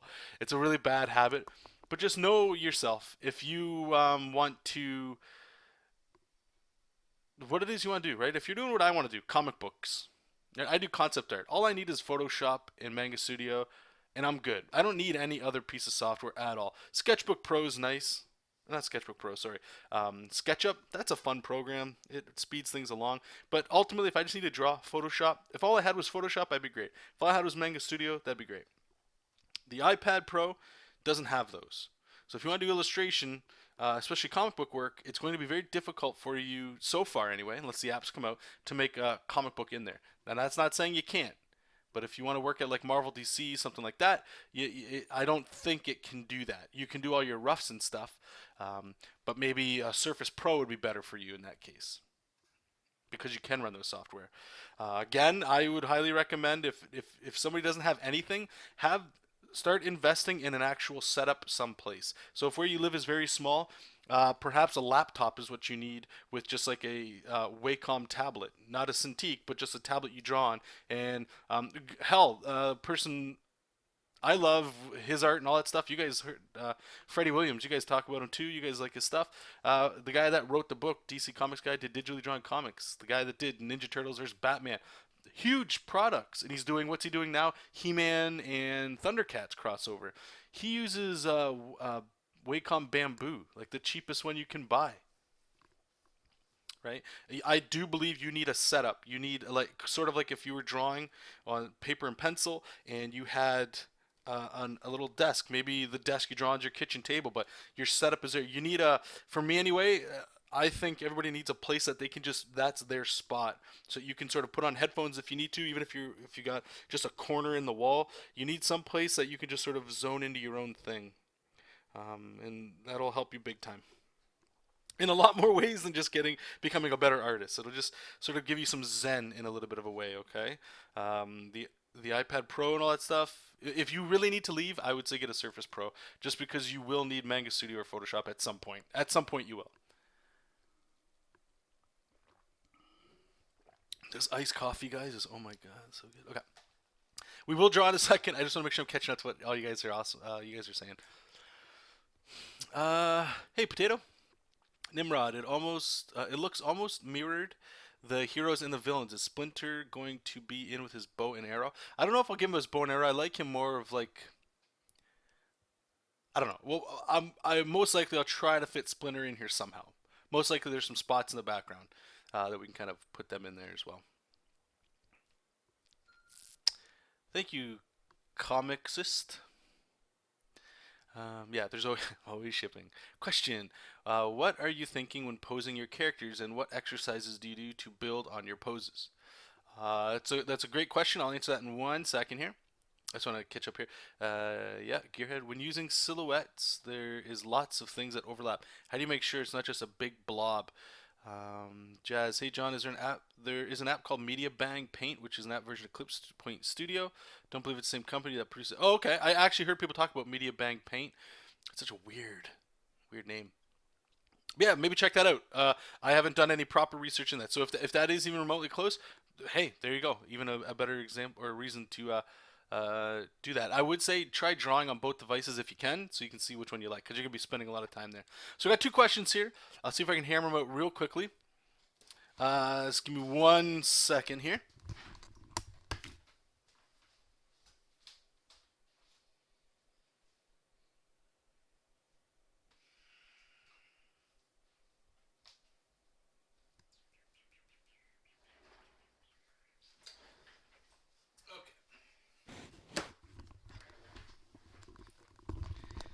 So I know this silhouette stuff is probably new to a lot of people, or they just don't.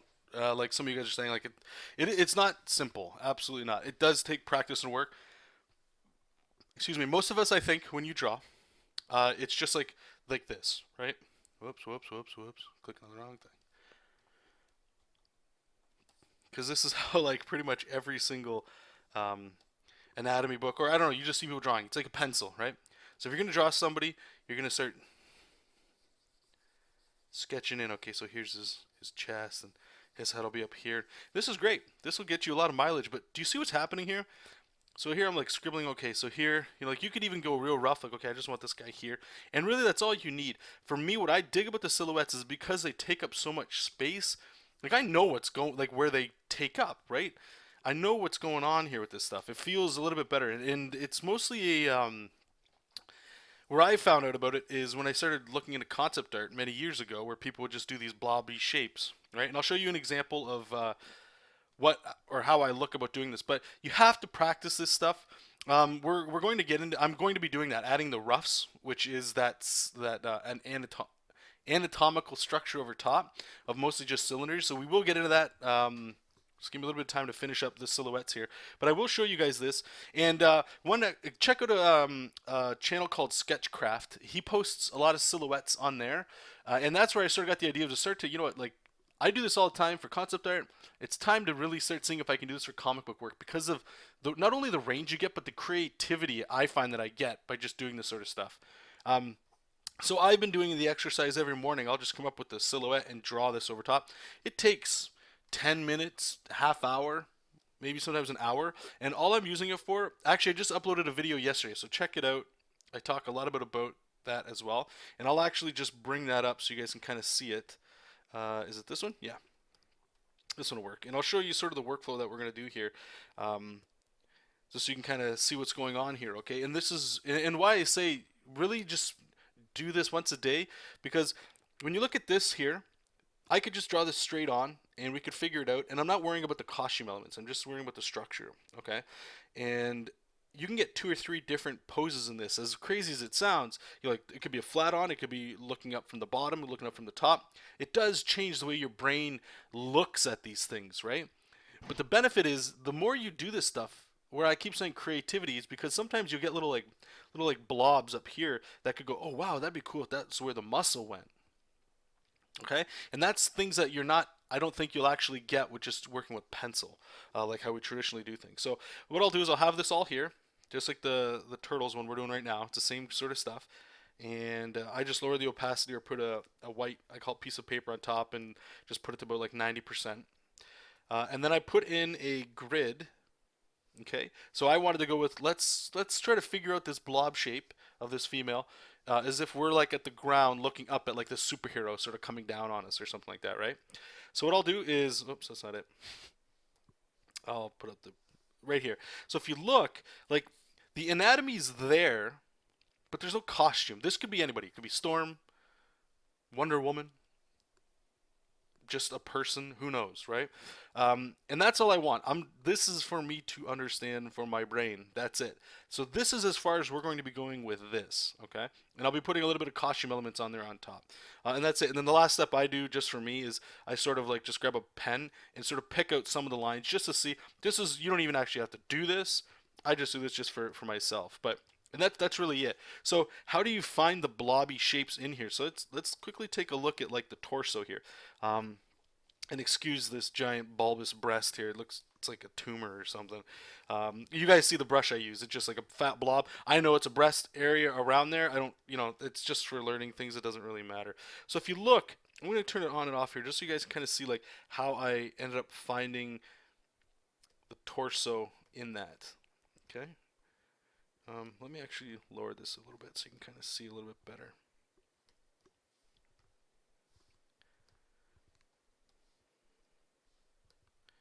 Okay, and you'll see this a little bit more as we go. And you can keep looking around, looking at like where I sort of figuring out where the arms are going to go, the cylinders for the arms, and all that. And the reason for the perspective grid is because that challenges your brain again to to start thinking like how would that form look in there. And it is complicated for sure, but this is such an important learning tool. Like you're almost hitting three things at once when you're doing this. It's this right here. Can I take a shape like this and turn it into something like clay? And then how does this stuff look in perspective? And then how does the anatomy look on top of these cylinders? It's a lot of work, but I'm telling you right now, the investment in it is massive. Because it is a little different than how we normally work. But for me, and I know it's not going to be for everybody. I get that, and it shouldn't be. But for me, when I see this sort of stuff, I can start to figure stuff after. Like all I need to worry about right now is the language that this shape has. Theoretically, it's like a thumbnail. If it works here, it should work as I keep going. As long as I don't screw it up along the way doing something that I probably shouldn't do. Right? Comicsist is saying, I really like the iPad Pro. I don't think it's going to completely replace my Cintiq, but it's still an amazing product, and I prefer it over my companion. It's really portable and comfortable. And I have to mirror that 100%. I don't think I would ever have it replace my Cintiq. If I had to do tight line art, I could. I don't think it's the best, but the app that I used again was Procreate. I got a really cool pencil out of it, and just being able to come up with ideas. And literally, the thing that I love about, and I'm not a huge Apple guy, I really don't care. I just want the things to work. Just pressing the button, the home screen, going right into the app like almost immediately. That's huge. Surface Pro, for me anyway. Again, I only had the first one and the fourth one. It's only like 30 seconds to boot up or something, and then launch the app. But I want it to be like a sketchbook. You just open it up, and I want to draw. Anyway, apples and oranges, right? Vanilla and chocolate. Hey, Rick. All right, so let's get in here, guys. Let's get back to some drawing. Damn. All right, so now if you look over here, you can't really see the notes. I don't think I've ever drawn Bebop or Rocksteady, so I want to make sure I have them in here. Now, the problem I'm having, and I can see already, is that Krang is so massive in this. Shredder is actually very big as well. I can imagine seeing either Bebop or Rocksteady, or maybe both of them are like right here. But they're big. You know what I mean? Like they're big characters. But maybe that's all the room I got.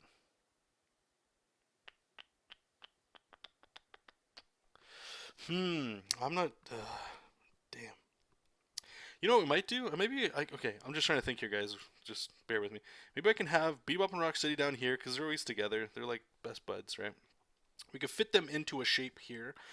I'm a fan of Baxter Stockman. I like that. So we can have a little like Baxter Stockman action up in the top corner. See, it's starting to get real like, clustered. That's okay. We can have him here. That allows us to put Splinter somewhere. Maybe we can have Splinter back here. You know.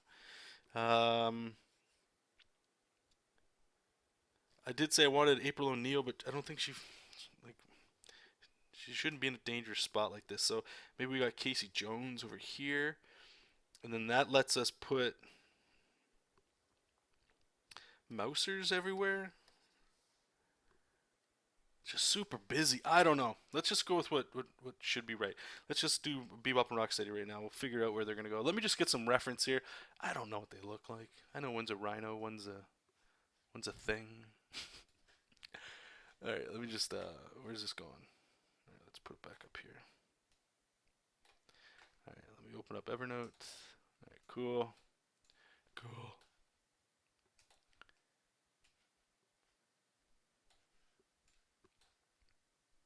Leatherhead, so cool.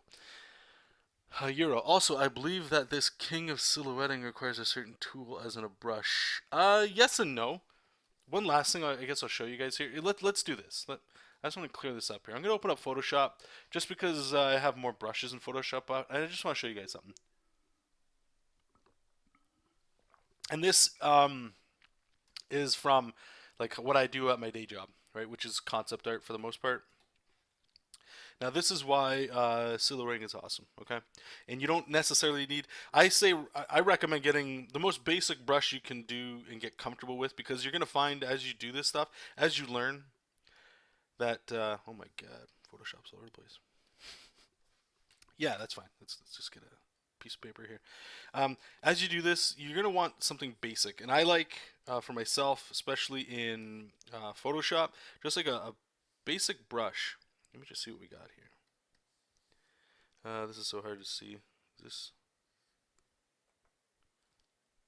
brush. There we go. Nope. Give me a second here, guys. Yeah, see, I don't really have a lot of brushes here. They're all at work. I don't really use Photoshop that much anymore. But let's just go to our default brushes.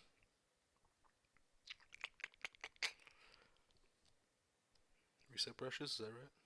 Okay, I don't know which one it is. Okay, so that's our default fat brush. Okay, right here. So literally in Photoshop, this second one right here.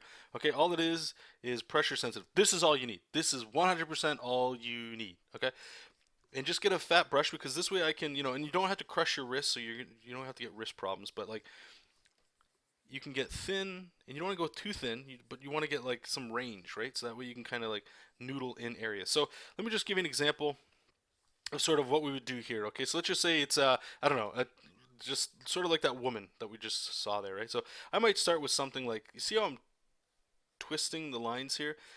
I can see this is her torso here. It's kind of going in the distance here, and then the hips are kind of coming down like this, perhaps, right? It's not perfect, and then sort of same thing. I'm just putting some blobs. I'm just sort of feeling the lines out, like what looks kind of cool.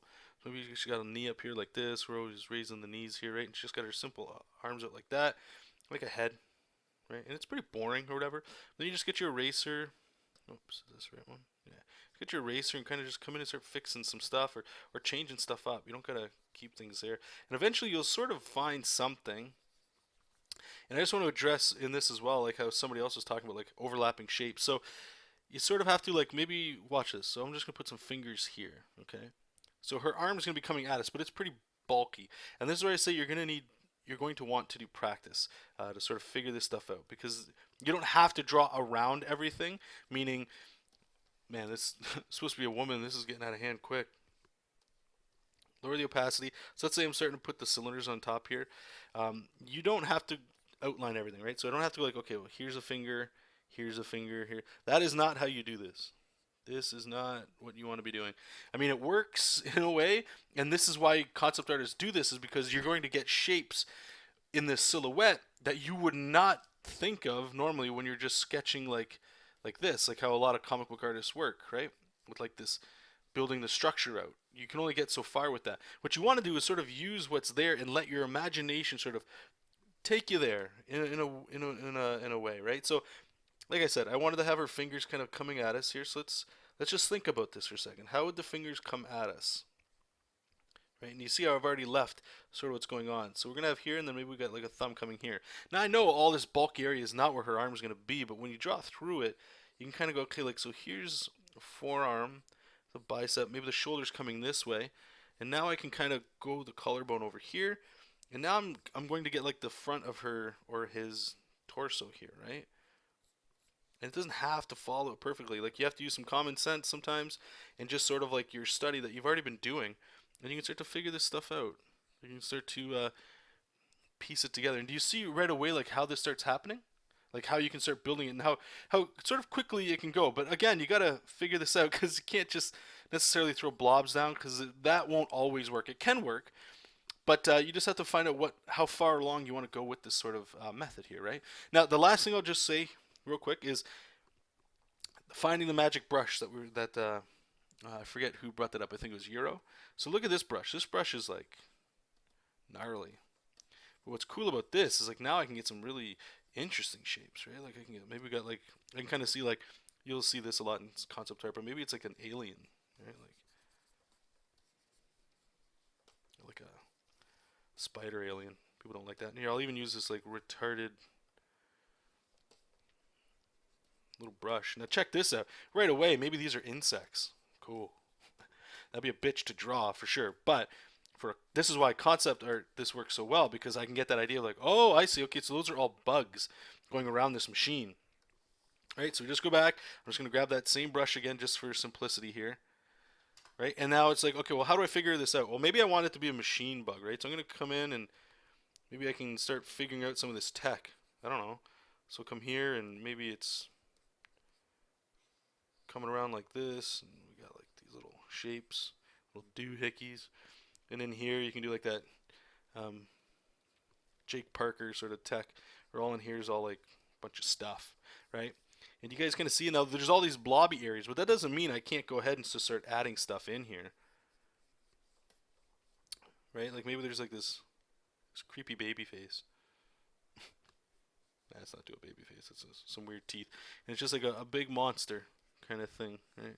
And this is the fun stuff. This is where like what I suggest is sort of like the imagination you had when you were a kid. Sort of try and tap into that again. But you guys see what I'm saying here? Like this is creepy as hell, but like you can start to build things in with this, and it takes practice. And you're not going to learn this overnight. But your first couple of experiments with it, I think they'll be actually really good. And if you can get a good experience of it and know that eventually you'll get somewhere with it, and check out YouTube videos on silhouetting, concept art. More so concept art, because you won't find this stuff in comics. I've tried to look. You might find one or two, but I have yet to find anything concrete that was legit good stuff. Sketchcraft was about the only channel I've seen that's been doing it, but he doesn't do comic book work in the degree that you're going to want to see. I think he has some old stuff, but just do some research, check it out, see what people are doing when they're breaking it up, okay? And that's really just what concept art is for the most part. Why people silhouette. Not everybody does it, but it's a quick way of just throwing stuff down, and it's fun. It's fun. Like sometimes you like to sit down with a sketchbook and just draw torsos and faces and heads, and that's all good stuff. There's no wrong way to draw. But if you sit down and just do like spend an hour today just doing 5 to 10 silhouettes, right? And then tomorrow you do the line art on them. You know, you don't always have to do it in the same day, that kind of stuff, okay? Thanks, Euro. Potato, is there an art tablet or program you'd recommend for beginners to learn digital art? Clip Studio Paint or Manga Studio is amazing. I highly recommend that if you're into comic book art, but usually I recommend Photoshop. But just know that no matter what software you use, please don't, like, even when everybody has it, and people don't think about this, when you started drawing with a pen or a pencil, you weren't amazing. I'm not saying it's going to take years, but you were not amazing. And the more time you spend with something, the more efficient you get. So just know that. No matter what the software is, you're going to go in there. But with Photoshop, I find a lot of programs start to mimic Photoshop in some way. That if you learn Photoshop, it's easier to transition into other programs. And really, if you could only learn Photoshop, you can still do comics in Photoshop. Again, Freddie Williams, he just uses Photoshop. I've talked to him, and he's experimented with Manga Studio, but he doesn't, I don't know if he doesn't like it, or there's certain things in Photoshop that he's been used to using that he likes to use in that, right? And the only reason I'm bringing him up is because there's a good example. This is a high-profile artist that uses a Wacom bamboo, the cheapest thing you can find for the most part, that's quality of Wacom quality, and Photoshop, you know, and you'll get guys like me and other people, Will Robson, you know, another Marvel artist, other people who use big Cintiqs and Clip Studio Paint or Manga Studio, and that's what we recommend, right? So that's what I'm saying. It's all over the place. You can use the bare minimum and all that. I would recommend, again, Photoshop. Get it how you can normally get it. They've got some pricing models that are a little bit more affordable now, but I think a lot of artists don't necessarily pay for things. Not saying you should or shouldn't. Just live your life. Do what you think's right. And practice with that. And then get a cheap tablet that you can draw on. and get used to that. And if that doesn't work, maybe look into getting like a small Cintiq. We were just looking online here. The 13 HD, I think, is around $1,000. So save up for that stuff and go from there. Just if you're going to buy this kind of bigger stuff, guys, just if you know you're going to be a hobby artist, just treat it as a hobby. Don't start buying stuff that professionals use, thinking that that's going to make you. That's the missing piece. It's not. Sitting down and drawing is all you need to do. That's it. Does again, guys. There's people doing comic books. Get this, doing Marvel comic books and DC comic books, and guess what they use? Paper and pencils, right? So let's just keep it real. You don't need the best of the best. You just need something that works that doesn't cause you headaches, right? So I would say stick with anything Wacom because they've got a pretty good track record. They're a little expensive, yes, but they've got a good track record. A lot of people swear by them, and I would probably go with Photoshop if I was to recommend anything like that. Okay. And please, if you have any questions, you can always fire them at me, and I'll try to help you out for sure. Does Michael Hampton's workflow work along Freddie Williams? I suppose. I mean, in what regard are you asking there, Nimrod? Yes, Peter's awesome. You're saying FZD School, which is I'm always gonna say his name wrong. He's Fangzu, beautiful artist. He has a lot of good silhouette tutorials. He does. Massive concept artist. One of the defining guys in the field for sure.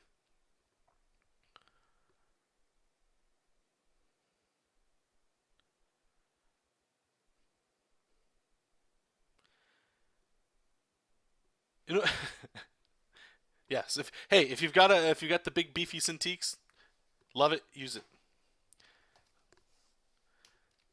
Just remember, guys. No matter what you do, everything you do regards with sitting your ass down and drawing.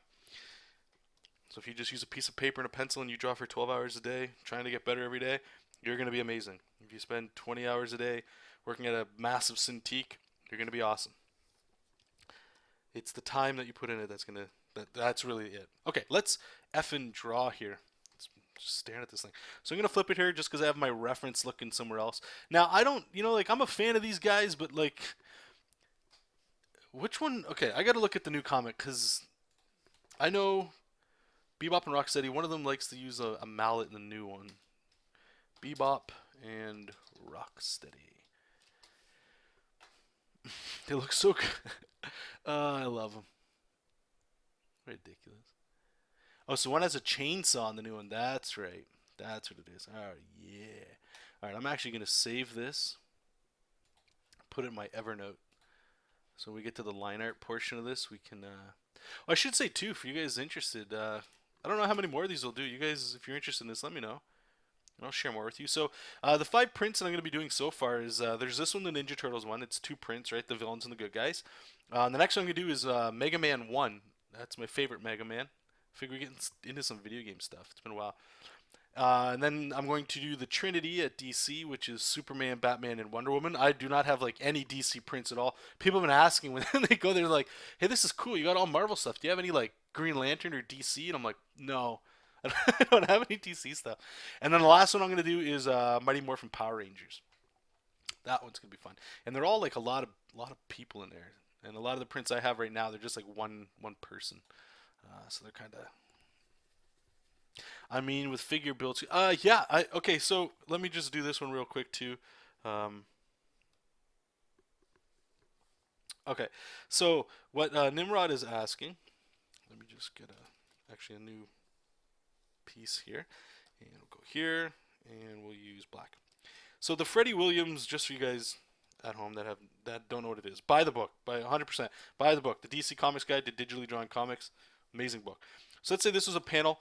What he would recommend is, let's say you rough it in, right? So we've got like this guy talking to this guy, right? So we're gonna have behind him here, and this guy's kind of like, huh? Question mark, right? Cool. So you start with here. You make a new layer. I have this on an action, but you make a new layer in Photoshop. Same work here, where it basically puts a blue line over everything so you can build up from it. Okay. So from here, what Freddie recommends anyway, right, is this is where you'd start to go, okay. So I'm going to start working about my my structure drawing here, right?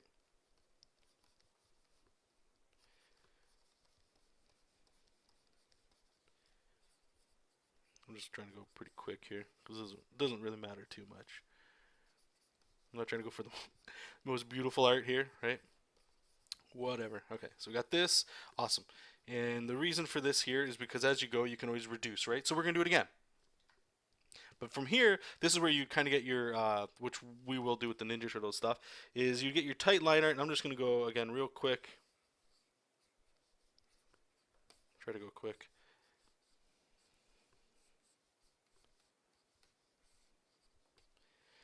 And we're going to put each one of these guys on their own layer because they're separate entities here. And you're going to see why this is important.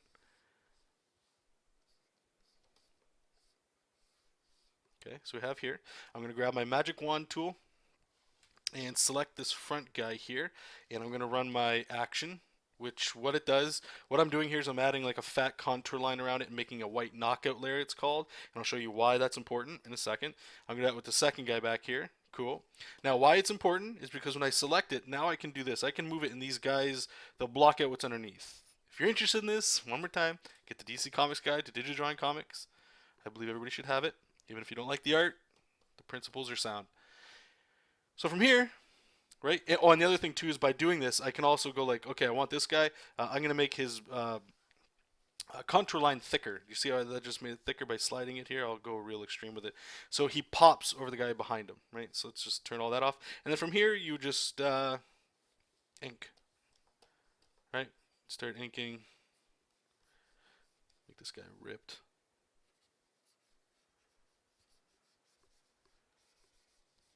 Everybody's naked. I don't know. They're just naked. Whatever, right? So you just go from here and just do that sort of stuff. That's it. That's how this would work. For what Nimrod's asking about the Michael Hampton. Michael Hampton has a way of breaking down the figure. So anything will work, Nimrod. 100%. Anything will work. I would suggest, and I've said this for a while, is when you're learning to draw, or I don't care how you are, if you're doing anatomy studies, if you think your anatomy sucks, look at Michael Hampton, look at all these guys, draw and learn the way they tell you to draw and learn, but always be practicing this in a practical way. Be drawing comics as well. Don't just study anatomy all the time. If you want to do comic books, study how to draw comics. And you're going to find that a lot of ways that people draw comics is that you start to get into more of like a cartoony, not cartoony, but like an animation sort of workflow where it's like, I don't need proper anatomy all the time unless you want to draw like a Jim Lee or something like that where everybody's always like that. But expressive anatomy is more, to me anyway, and this is just whatever you guys feel, is more important, the feeling that these characters have, than it is how well rendered they are and the lighting. Now, the big publishers like Marvel, DC, they might care about having ripped people and proper anatomy and rendering up the yin yang and high quality coloring and all that stuff. That's fine. You just have to know what it is you're trying to draw for. If you're trying to draw for those companies, maybe you got to start changing your style towards that. Or if you just want to be your own artist and do your own thing, draw your own thing. Figure it out. So when you're doing your studies, yes, by all means, do whatever they're telling you to do. But when it comes down to doing like the workflows, just do whatever you think that's going to get you to where you need it to be. Wow, that got really long-winded there. Yeah, Lars, you did. Please email me. Yeah, that'd be actually. Please do that. 100%. Please do that. That way we can get that ironed out today, and we can figure out a good time to schedule that in. Please and thank you. No, hey, if I didn't want to answer you guys, I wouldn't answer you guys, but I do appreciate that. But yes, it is time to draw. So it's back out. And because we still actually got quite a bit of work here. Still have to do the roughs on these guys. Alright, so we're going to get green here. This will be for, actually, Bebop's like a brown, isn't he? Bebop, yeah, we'll make him like a brown here.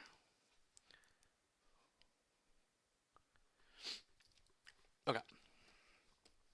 So, they're pretty big here, and I don't want to lose what we got going on here. Actually, let's do Rocksteady. He's green, or gray. So he's the big rhino dude, for those of you that don't follow Ninja Turtles. Which is okay.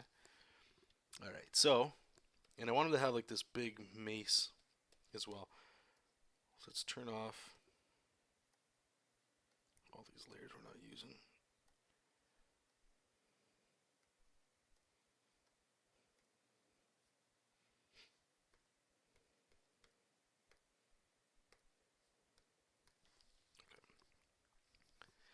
So again, maybe we can see what we're doing here. So I want, this is finally a character I can have that's hunched over. Remember I've been saying I want a guy that, or a character that's hunched over because it can get some solid size in here. And he's got like big old mitts. Get that sledgehammer. And this is another cool thing about silhouettes, guys, is when you're doing like a weapon. You can see with Leo or even Mike or Raph, especially Raph. Look at, you can see his size sticking out like this. It's very clear as to what they are. It's not destroying necessarily. You're not losing parts of the image when you start doing stuff like this. And hopefully you'll see more of what I mean if you're sticking around to see the line art part. So a good example here is like, where is his head? Right? So how do I start turning this into something? It's a blob at this point, right? So I'll actually, normally I would use white, but for now I'm just using the eraser.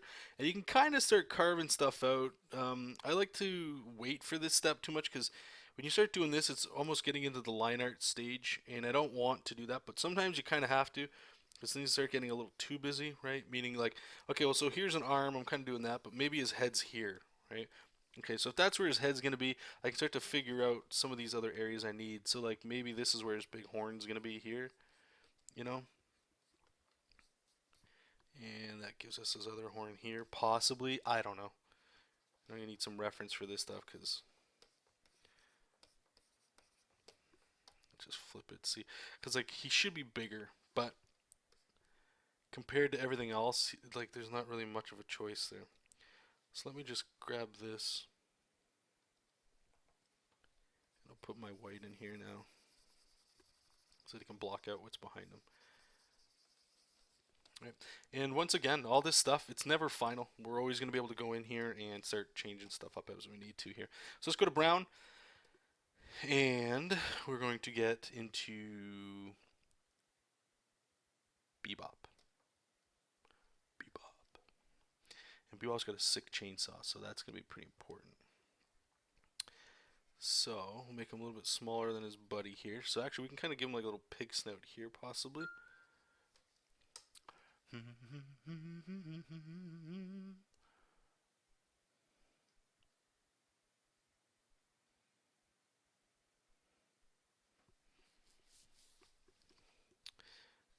Just make them a little bit. You know, actually, we may be able to push them in the background, but I want them to be close because they're buddies. They're bros. Right? So, kind of like maybe a pig body back here. And I don't want to have crossover art like this. I think it works really well, but again, I want these prints to be able to stand on their own. So maybe we can kind of put the chainsaw right here like this. I'll just put these here just for myself. I know that's not where they're going to be. But do you see the power of silhouetting here as well? You can always see the shape of things. But it might give you the illusion that it's flattening your art out. And that it's really not, as long as you're aware of it. Right? Like, this is a very simple thing here. I don't need to drastically go too much in here. And he's got his sick mohawk. You'll see how I'll start turning this stuff into like 3D shapes. So I'm actually going to draw in white here, even though I said I was going to erase it. And sort of just figure this out. So maybe we can have like a hand up here, possibly. Maybe go in here and a big old massive shoulder. So now I know I need another arm down here.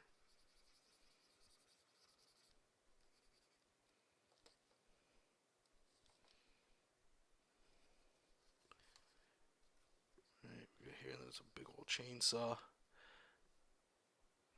His hand's kind of coming here. And maybe we can go underneath of his head like this. And his snout could be up here. And those sweet sunglasses, right? So I can see it. I don't know if you guys can see it. That's okay. It's my job to make you eventually see it. So when things start getting a little muddy, that's my solution to it. I know there was a question asked a little bit later. Hopefully you're still here in the chat. But it's just breaking up some of these shapes quickly with like white. And you don't have to follow it perfectly, but it does help your brain see this stuff a little bit more. Uh, if you could go see some Toonbox Studios videos, he soft erases silhouettes, had some detail. Yeah, that's the normal process that a lot of this stuff will end up going. Yep. Chaz, you're still here. Awesome, buddy. Can you show us how to use the same perspective grid method that you use that would work for traditional drawing? This could you re-ask that question or reword it? I don't think I um, understand it 100%. Sorry, bud.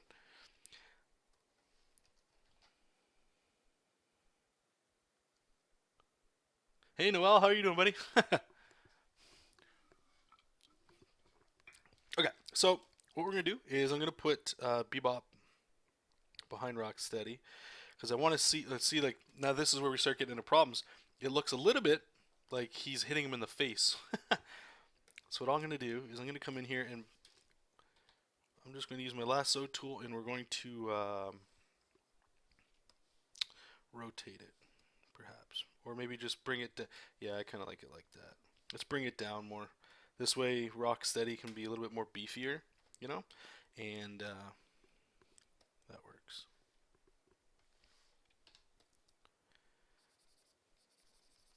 This way, actually, that works a lot better. It'll give us more room to see these characters too. Cool, that worked out. Good. Sometimes this stuff works out. When am I putting this on YouTube? It renders a little bit longer, so probably tomorrow. When you wake up, it should be up. But yeah, thanks for popping in, bud.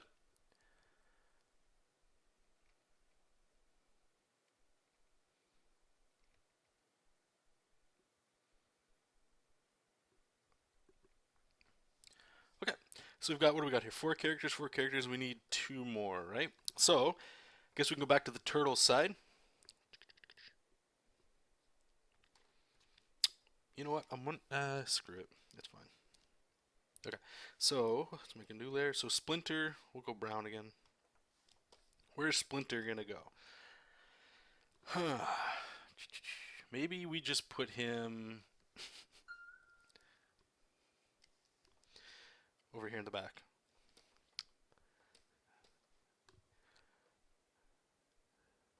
But I want, you know what? Yeah, actually, this will be cool. I like this idea myself. I don't know if you guys will dig it. So I'm gonna have him just sort of like, whoops, wrong perspective. I'm going to have him just sort of like watching his kids. Like, no problem. Just making sure everything's going good. Let's make him stand in here. Give him his little rat legs. Proud dad kind of thing. Maybe he's got his little stupid face. And we're going to use his tail. Now, I'm not just curving it, just so you guys know. I want to talk about this processing as we always go. It looks so ridiculous back there. Okay, I'm not just curling it because that's what tails do, or most tails do. I'm turning it because I want it to point at what the focus is, right?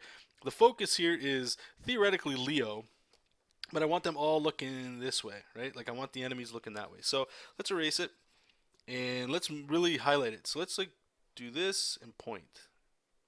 Okay. So if you look at the silhouette here, you're kind of like maybe there's a little circular action, so you go back into the character, but that's gonna point back out.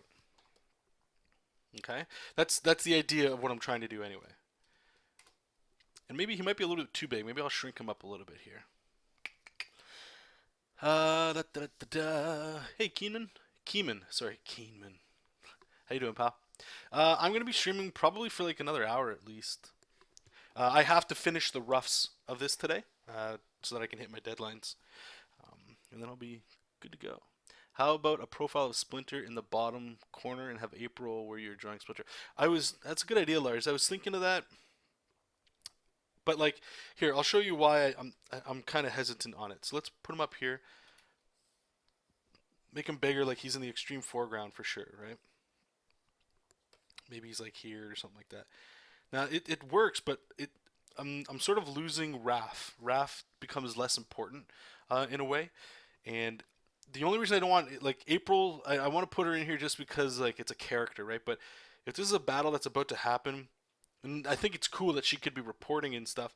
Maybe she's back here with Splinter. Like Splinter's protecting her in a way. I kind of like that because I want them to be the primary focus. And again, this is just really that's the benefit of or the one of the beautiful things of art, guys. Like you guys are all coming up with awesome ideas, and they all work. You know, there's nothing. Everything you guys are saying, it's all right. It's all good. It's more of like what feels right to you. You know, what is it that you wanted to add to it. So maybe I'm also gonna put like his stick. He's kind of holding his stick. This looks ridiculous. Here, I'll actually draw it in white here.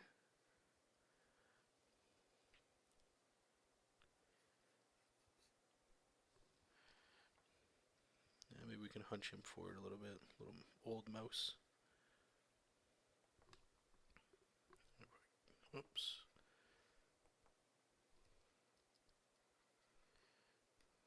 Little ears or whatever.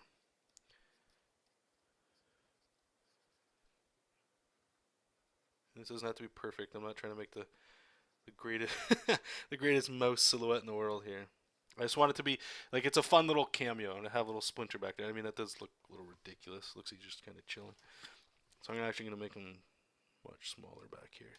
But this also lets us go like this, right? So we're gonna put like yet another building back here.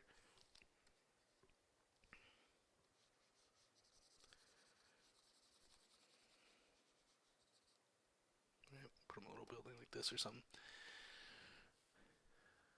Oh, a headshot of Splinter? Yeah, that'd be pretty cool too.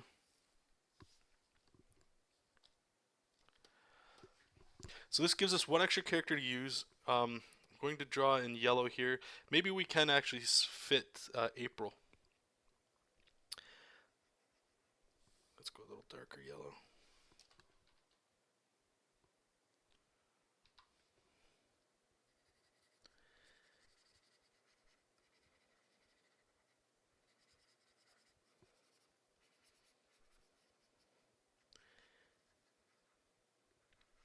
I know she's not a camera. She doesn't have the camera and stuff, but maybe we can just give her a little bit of the camera there.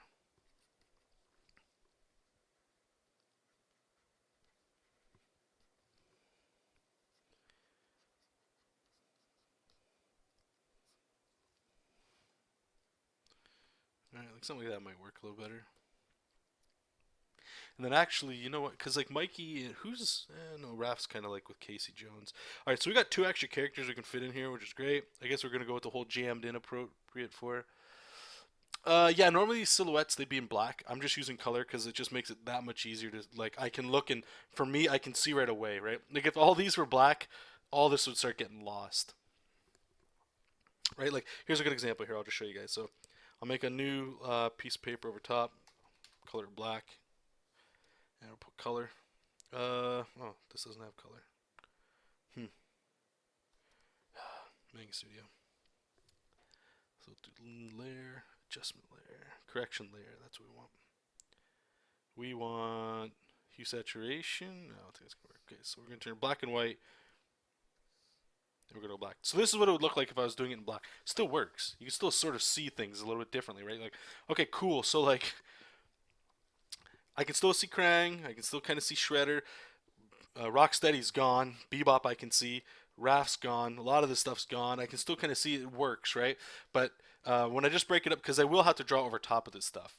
This is what I'm mostly worried about. Is like the character's independent shape. This is great because it still shows you where your black and white areas are. This is sort of like what I would start with when I'm doing comic book stuff, which you guys will see. We'll do more of that. But this is like, sorry, like this would be real quick just to show motion in a comic panel, and then from here I would break it down a little bit more into like something like this.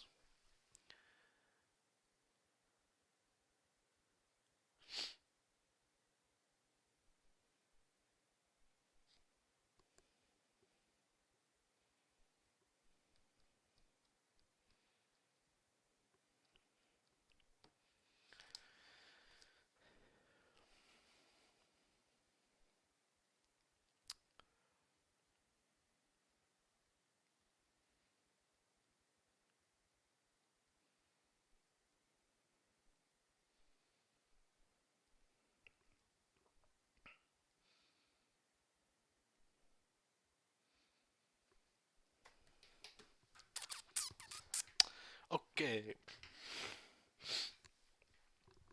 What am I doing here? I'm forgetting where I'm at here. Okay, so we got these guys.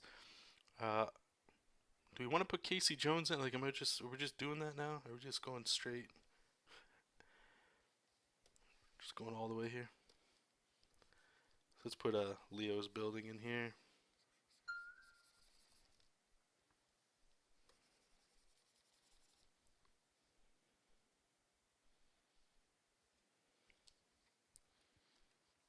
Get some shapes going here or something. I don't know what the hell Donnie's going to be hanging on. We're going to have to figure that out. Wouldn't you need the bad guys to stand on buildings to make it more cohesive when you put the two pieces together? Yep, they are there. I know you can't really see it. Like my intent here is to have Bebop and Rocksteady to kind of hide it.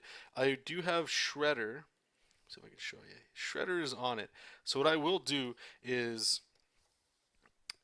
well, thank you for bringing it up anyway. So what I can do is I can kind of come in here and I'm going to have Shredder like this, right? So we can kind of insinuate that he's still on a building, and I'm hoping that that's a good enough illusion to show what's going on there. If not, I mean, like we can always, or I can always go like this too, right? Like this is just the silhouettes for the characters. For I can put in like another brick or something like here, right? This is just like foreground stuff to show that they're still on a building, right? Hopefully, anyway, that's the intent.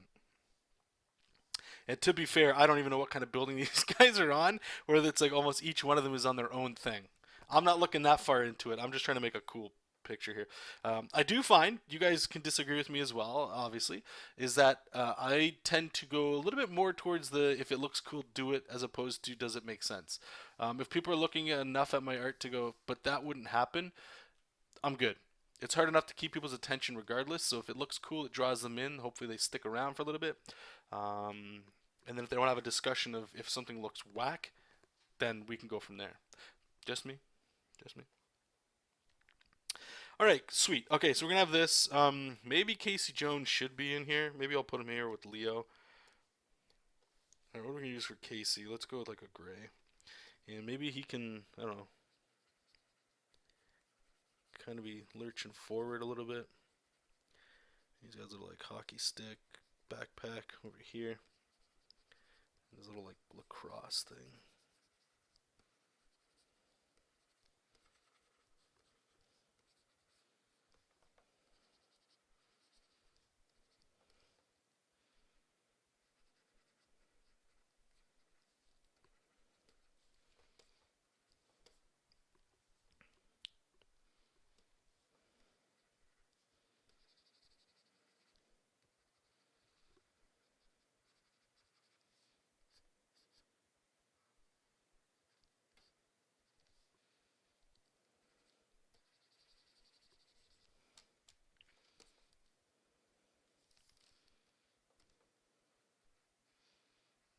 Give it a little like fist here.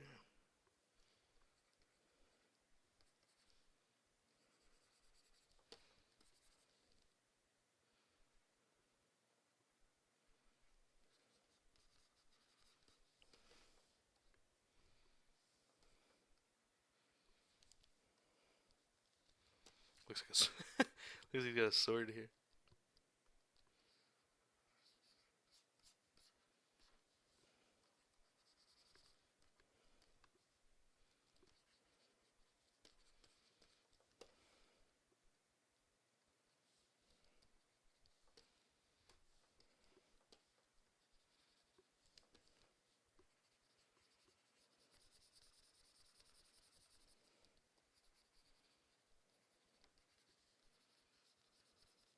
Whoa.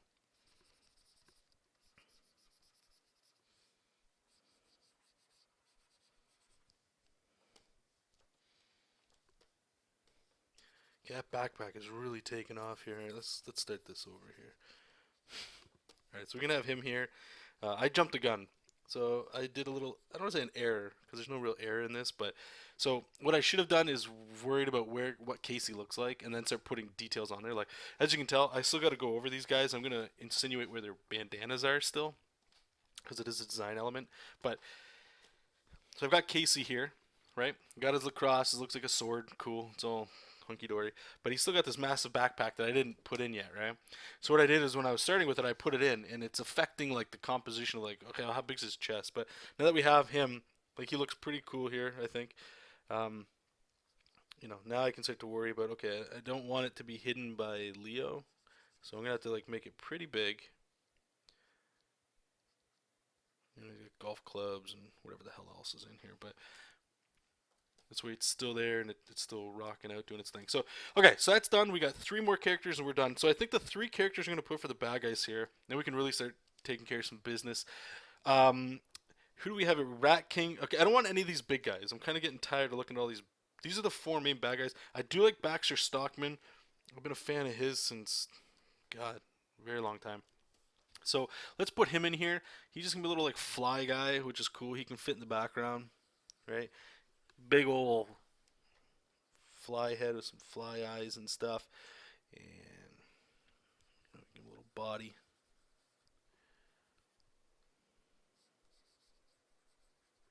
He's got the really cool wings. So he's finally, this kind of matches Leo or Raph in a little bit, or sorry, Mike, because he's gonna have the wings, right? So he can fly.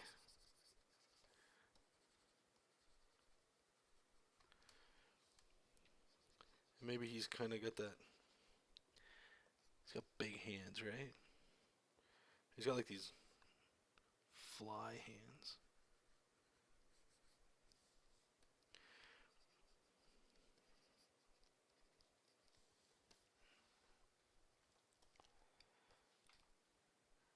Yeah, you know what? Maybe I'll put him.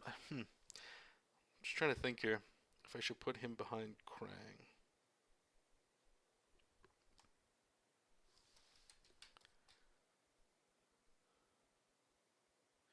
Because Krang's going to have a lot going on.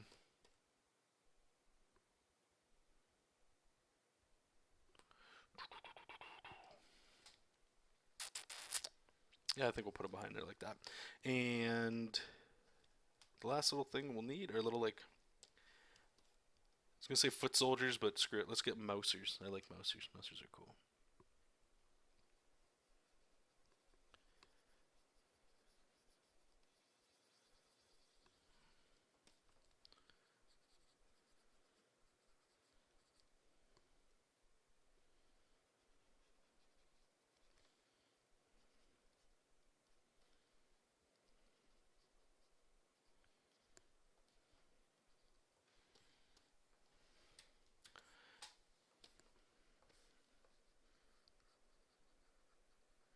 Mousers kind of gives us like this little organic shape guy. We can kind of move around and fill in dead areas.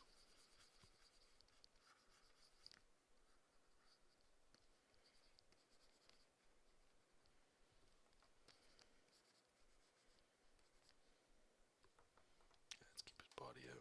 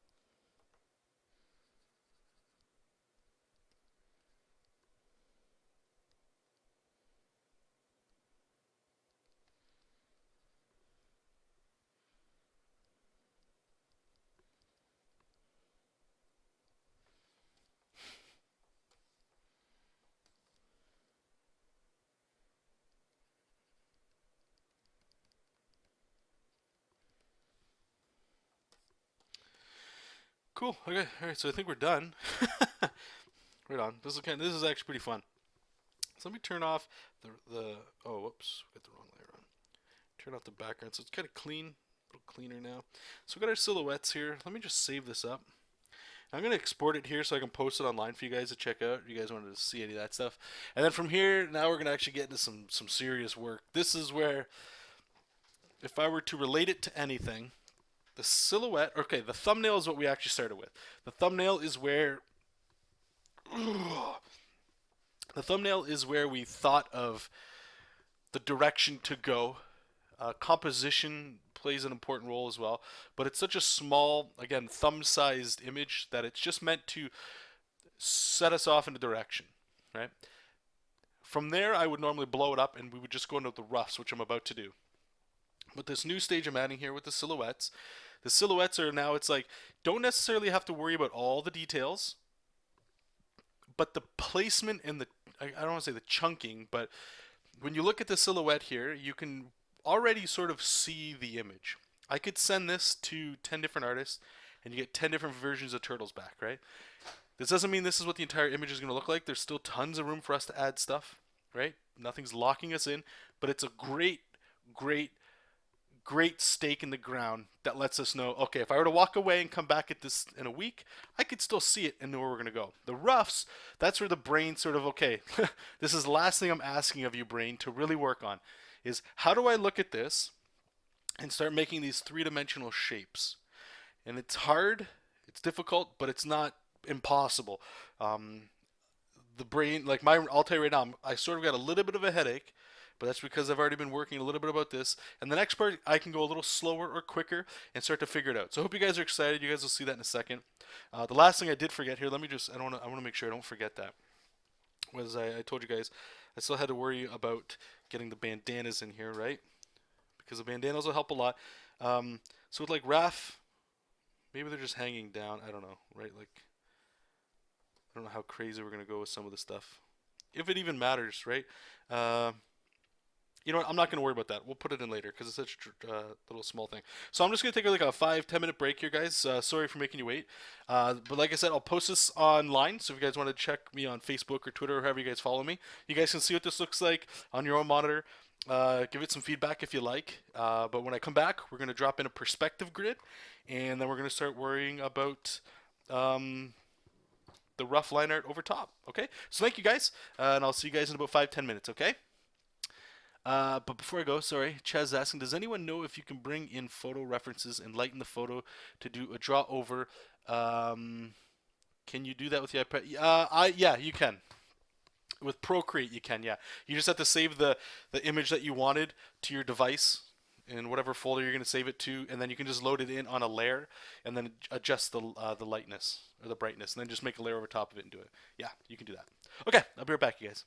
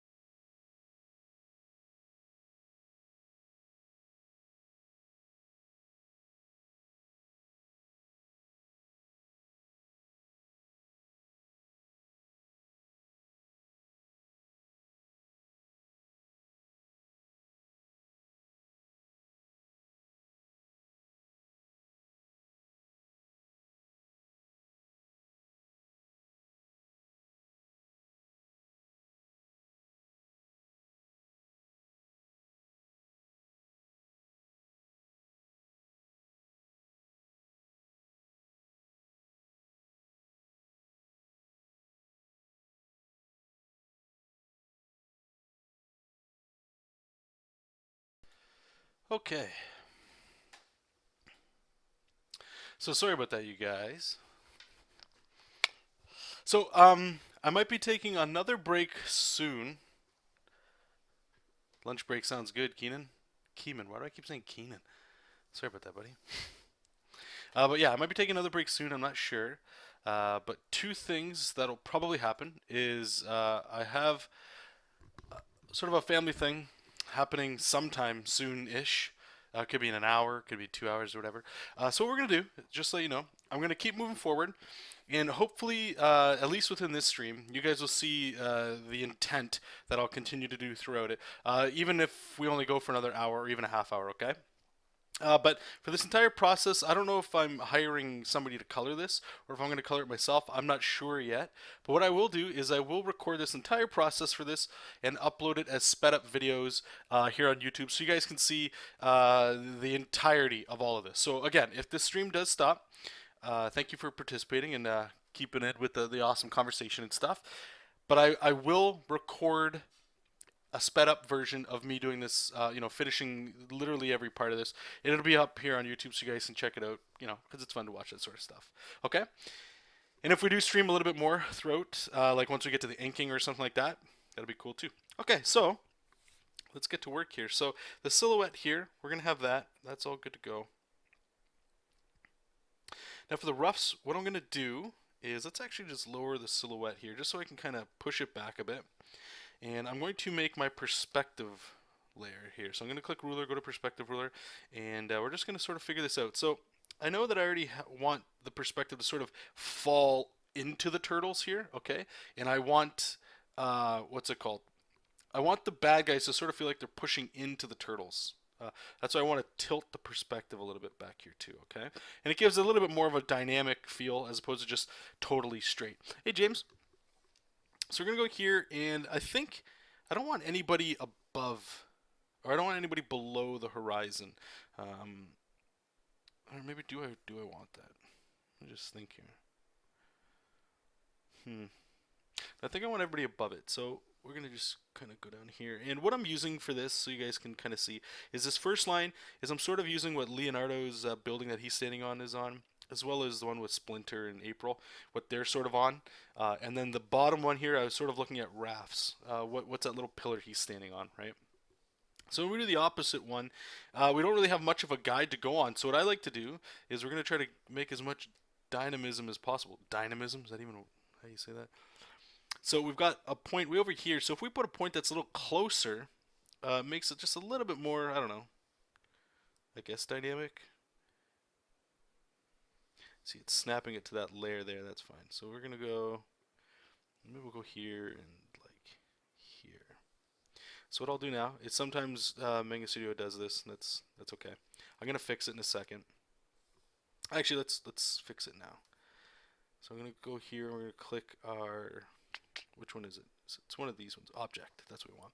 So I'm going to click here, and this lets us move the horizon and stuff too, like just for a little bit more pinpoint accuracy here. So we want that. This one's, I want to make sure it's still lined up with my initial idea that I wanted. This is a little bit of tinkering around with this tool here. So we got that. So if this is going to be coming here, that's going to, I don't know how that's going to look over there. Maybe we'll just bring it like here. And this might not work, we'll figure it out.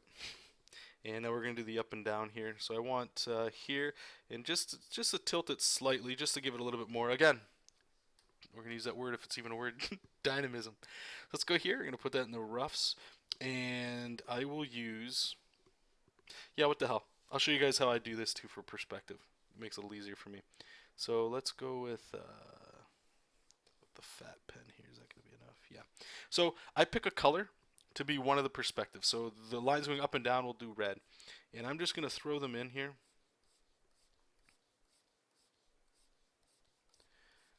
There's no art to this. It's just, this is the grunt work. This is what I would do. Somebody did ask a little question about this earlier. I don't know if you replied with how to reword it. But this is what I would do if I was working in pen and paper, and pencil, and erasers, and rulers. Is I would just start throwing lines in, and usually it's enough for me to sort of understand what's going on. And then I'll use another color, That way, you can really just focus on a certain color. So if I know lines are fading away here to the right, they're the blue ones. If it's fading up into the sky, it's red, right? We got a lot of color going on here. I realize that. Gotta be a little careful here because sometimes the perspective rulers take over, make things a little weird. Yeah, we're going to the green, and we're just gonna do the same thing. And what I'll do is I'll turn off all the rulers and we'll look at the perspective on its own just to see if, you know what, this looks good, let's go forward with it. I think we'll get a cool piece. And if not, I mean, we just do this process over and over again until we find something we like. Probably sounds a little monotonous, but like I try to tell you guys, take all the time it takes to set this stuff up because you do not want to get stuck. Here, let me turn this off. You do not want to get stuck doing final artwork and all the lines suck. Like your perspective is garbage and you should have did a different kind, you know. So it does get a little hairy in there with some of this sort of stuff here. So let's turn this off here and let's just take a look at the perspective we've kind of got going here. So I mean it's pretty simple. There's nothing dramatic going on. It's good enough. Works for me. If we turn the silhouettes here, so now this lets me know where all the characters foreshortening is supposed to go and like what direction and stuff, okay? And Potato is back. Lars is taking an 8-hour break, so he's going to bed soon. Okay, so let's get into the business here. So let's turn that off. I'm going to lower the opacity here on the perspective because I don't really need it too much. And make a new layer underneath. And I'm going to use, I've been using red lately. And the only reason for this is I've got red pencils that I use instead of blue. So that's why I've been sticking with it. So make sure it's right. No, is it this one? Yeah, okay. So, silhouettes are a little bit too bright still. I don't need like a lot of it. Let me try this.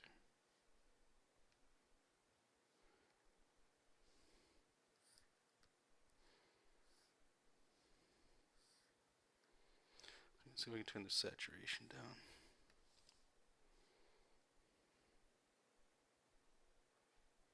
Yeah, he's just gone.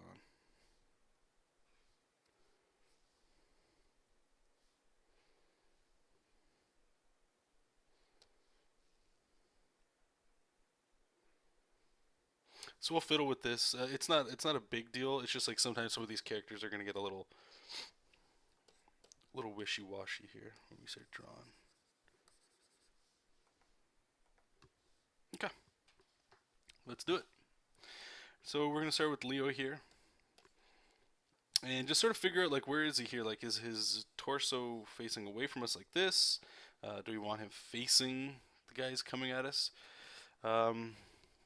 Kind of like the idea of him kind of facing away from us here. So I'm just trying to figure out collarbones and straight lines and all this sort of thing here. All right, so we'll go here.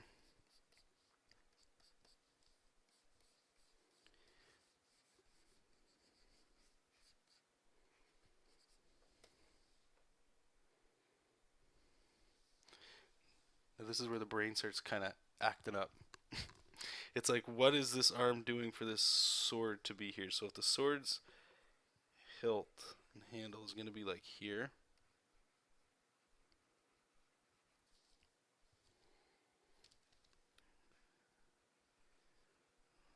Leo's hand is going to do something like this.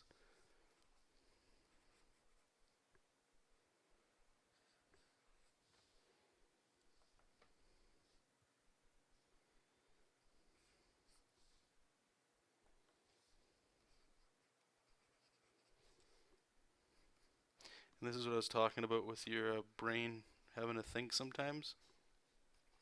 Sometimes, well, pretty much all the time when you're doing this. So the sword follows, what does it follow? The thumb? Wrist kind of comes up.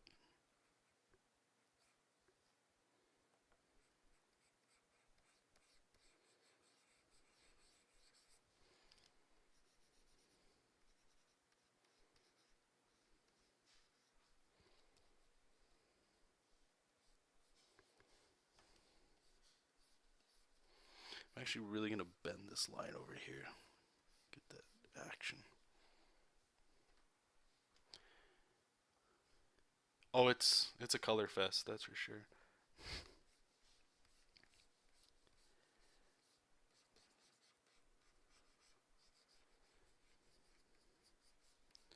So we're just worried about getting, again, all this stuff. So you can see like how much off the initial silhouette I went.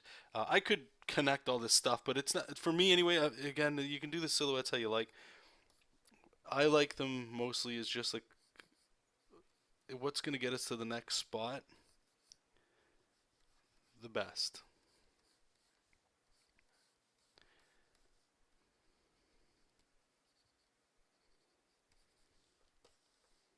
Right? Like back here, I'm going to draw through him a little bit, even though Raph is going to cover up a good chunk of it. Where's his building? His building's going like this.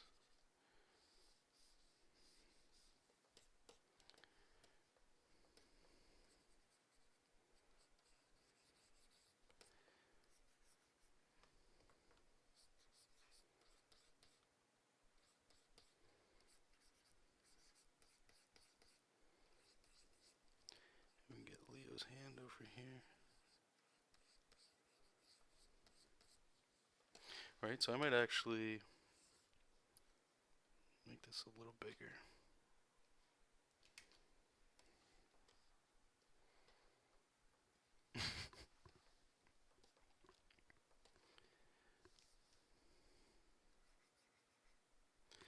And I'm going to tilt his hand so it's going away from us. So this way it gets us the underside of the sword.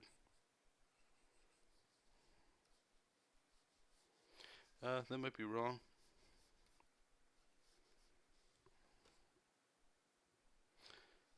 Yeah, it's going to be wrong. Let's back this up.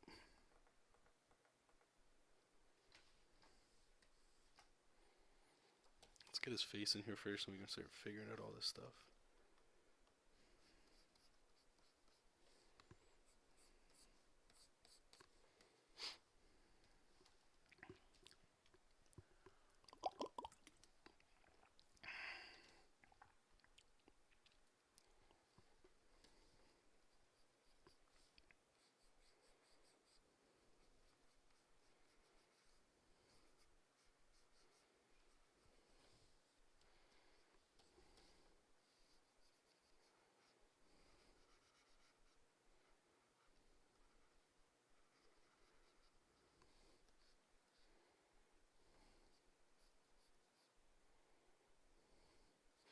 Okay, I see what we can do here. Okay, so I had his arm coming at us, so we can still use the same silhouette. And this is what I was talking about, getting like different shapes with just one silhouette.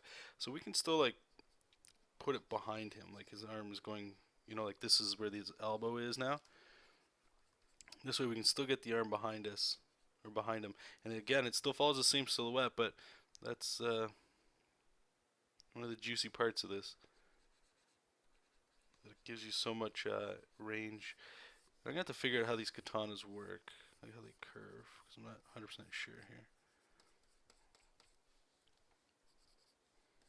Right, so it still works. It's still going behind him. So we have his pecs coming up like this. His little triceps and those massive forearms. Those always look cool. Thank you, Santa Luco, for coming up with that.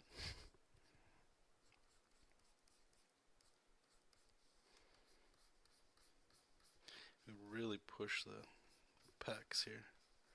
Get that stretch kind of coming up at us here, right? So let's just rotate it, just make sure it looks good on the other side. Yeah, it looks cool.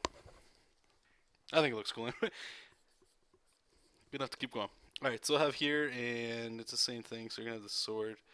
This one's really pushed into the perspective here, right? So you might get like this really sick. And I'll use SketchUp most likely just to go in here for katanas that were already done for 3D, so I can put them in here. Not necessarily trace it, but just to see the actual curve that this might follow. That way we can get it a little bit more correct. Now, one thing I didn't do, let me just do this, I apologize, you guys. is I need the reference to see what they look like now, but I want to add things to them as well, or things that I like and things that I don't like.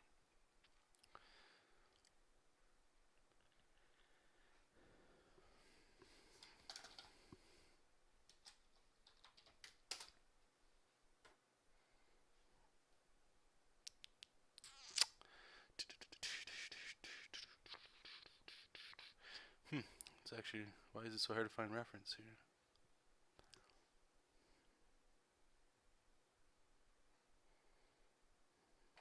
Seriously? I gotta put IDW. IDW.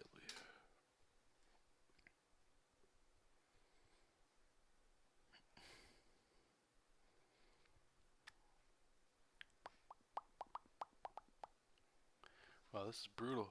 I can't...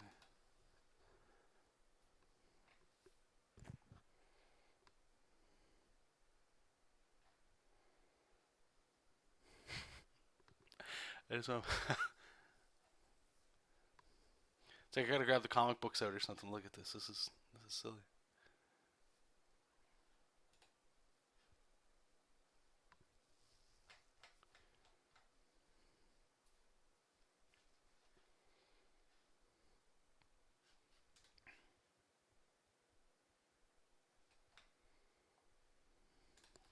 All right, well, let's go to idw.com, see if that gets us something.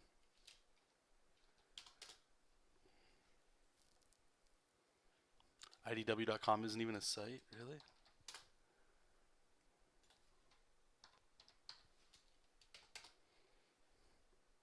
IDW Publishing.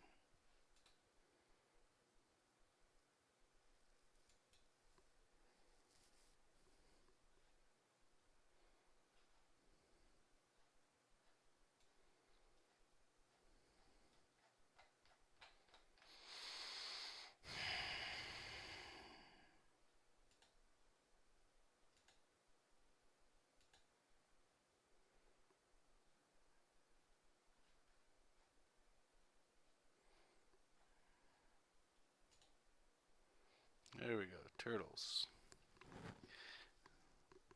Now, what do you think the chances are that they'll have something of...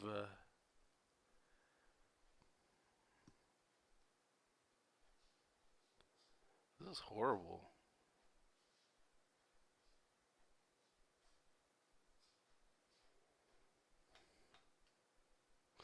Alright, well, whatever. I guess we're just gonna design it ourselves. I can't... Let's go. Let's do it.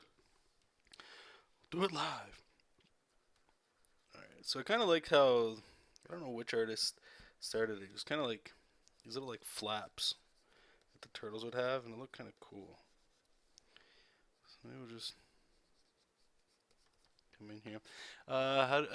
James is right there, Potato. Just draw literally every single day. Especially when you don't want to draw. Draw. It's the only way you'll get better. That and continually trying to learn new things, trying to keep looking up to artists that you like, ask questions when you can, always be a student, never stop learning. Learn to take criticism. That's it. And above all else, have fun. You're going to get frustrated no matter what, but as long as you know you're going to get frustrated, that's okay. As long as you're willing to get frustrated as well. But yeah, don't ever stop having fun. A lot of the time with what we all do here, like this is so much. This is work, man. Like, okay, and I'm not complaining at all. I'm having a blast doing this, even though I'm saying like I'm getting headaches and I'm making my brain try to think about like what the hell, like how does this form fold into perspective and blah blah blah. That's great. We've been streaming only for like 3 hours. If this was my job, just doing this, like I'd probably have another 8 hours at least just to do all this stuff. You gotta find the little things in the process you love. So yeah, it's a lot of work, but as long as you can find little things that you enjoy doing about it, then that's what'll keep you going.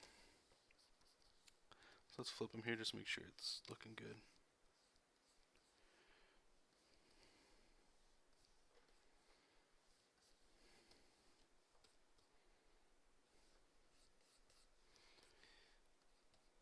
So I'll start worrying about a lot of this detail later. Again, this is just to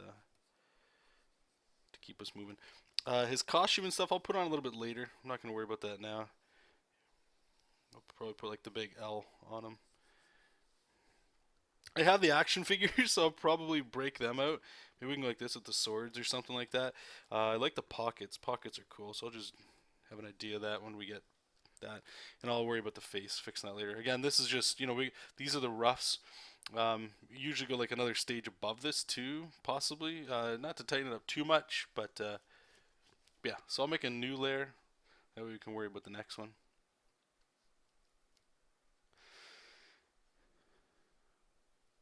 Yeah, no, like you, yeah, it's trust me. I'm working on digital stuff all the time, and I've been working on a lot of this stuff here like for years, man. So if you want speed and all that, it's just confidence and knowing where you're going with your process. The only way you'll do that is just by continually drawing. That's it.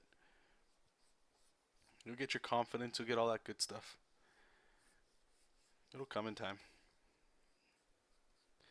I wouldn't worry about being fast or there's no one thing you're missing. I'll tell you that right now. There's not one thing you're not doing right now that's going to change what it is that you do, except for the amount of time you're actually drawing. I find anyway. I find that myself.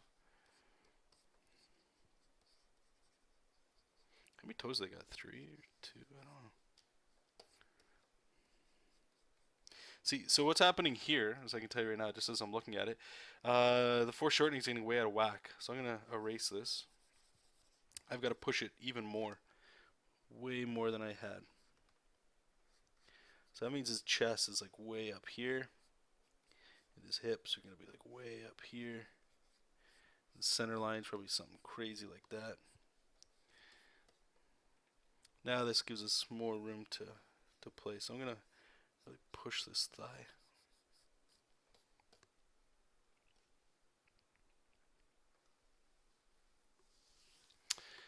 Jerry, use your cell to take extreme angle pics of your action figures. It works really well. Oh, okay, yeah, it's a good idea. How much longer do you think you'll be live streaming for? Um, Noel, I don't even know, buddy. I'll probably be streaming for what time is it? 3? Maybe another.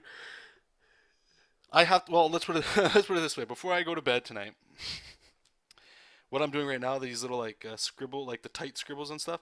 All of this has to be done like that. So the streaming part, I don't know, but I won't be going to bed until all this is done. Because if I don't do that, then I'll be behind on my deadline, and that's not good. We don't want that. We don't need that kind of stress in our life. Let's just move that off screen there.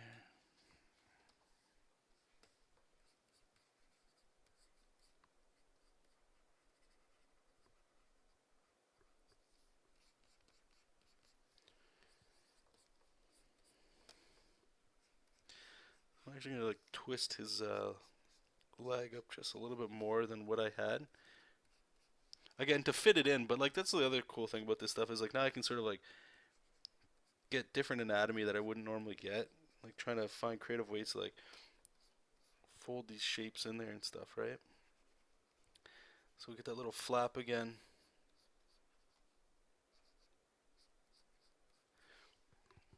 That for Mikey. I don't know, he feels kind of like not as cool as the other guys. Maybe we can do something with his arms here.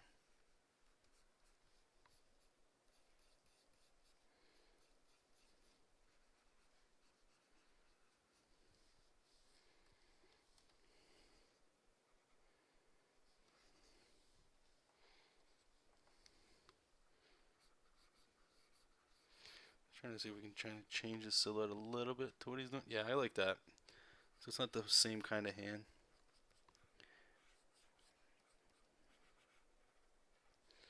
Maybe he's looking down. I don't know.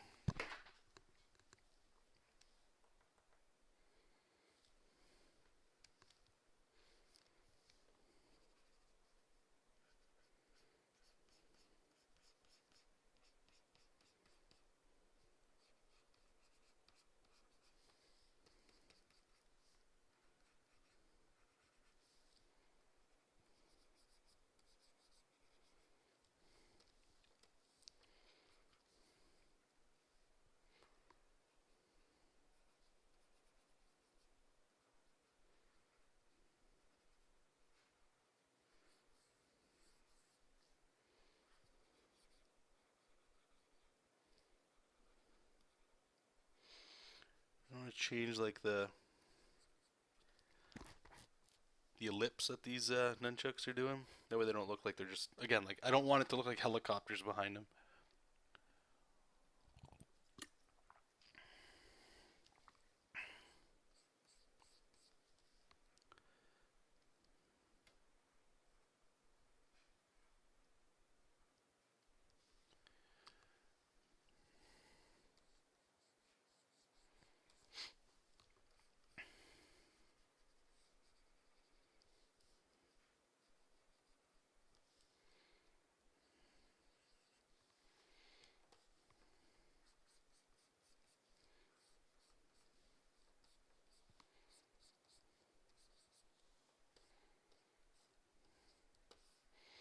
Alright, let's do RAF up. This should be fun.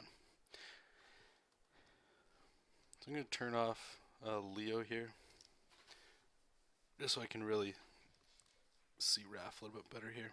Okay. Let's, what are we going to do here? I'm going to start with this arm.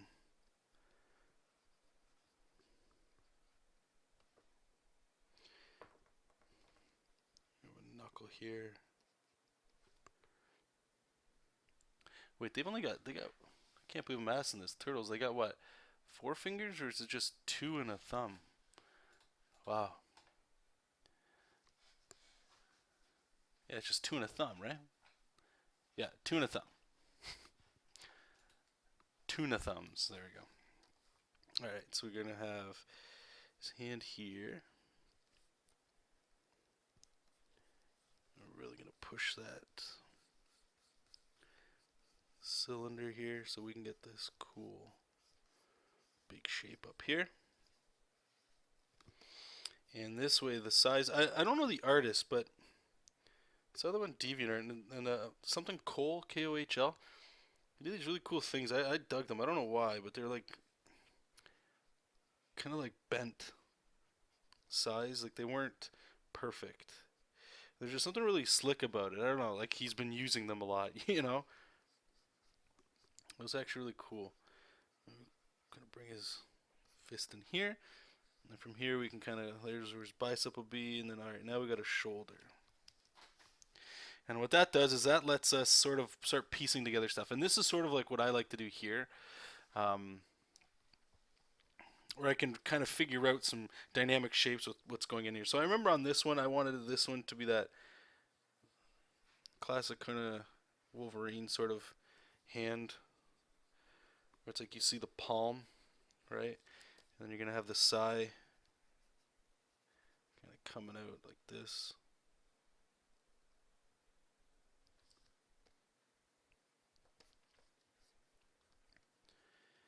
Again, the big old forearms.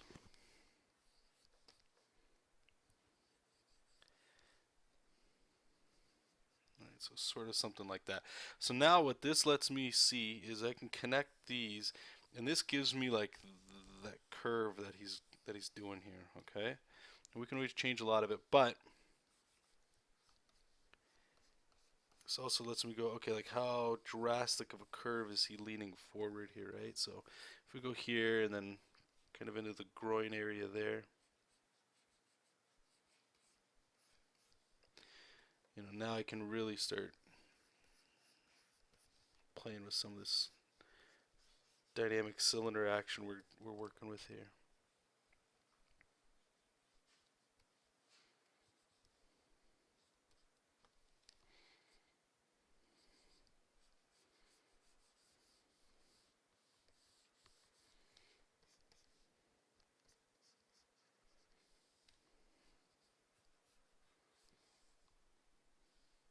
See, he might be squatting too much here.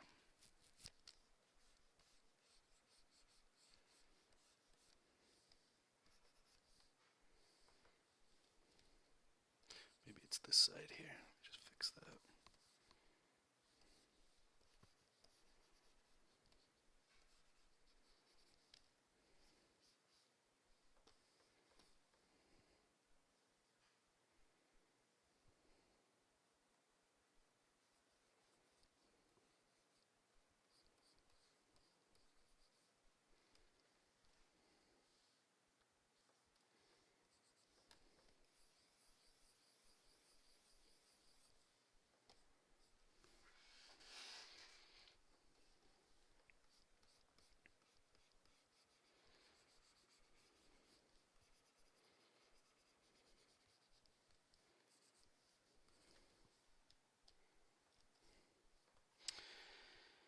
I'm gonna try it one more time. Because sometimes, like, okay, so like here, I mean, it works. I think it does a lot of what it's supposed to do, but there's something about it I don't know, not feeling. So I'm just going to start again, but from a different area and see if we get like a different look here. So I'm actually going to start with his face this time. Let's see what that gets us. We just kind of see what we're doing here.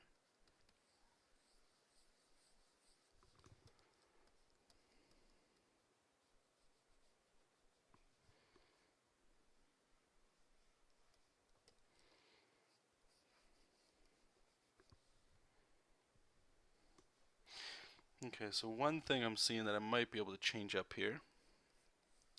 There, so if we kind of have his torso here, and we bring the hips over here, maybe we can have his. Actually, sorry, I'm just talking out loud with this stuff here. Would we go like that with the leg? No. I was thinking maybe we could have the arm going behind his leg.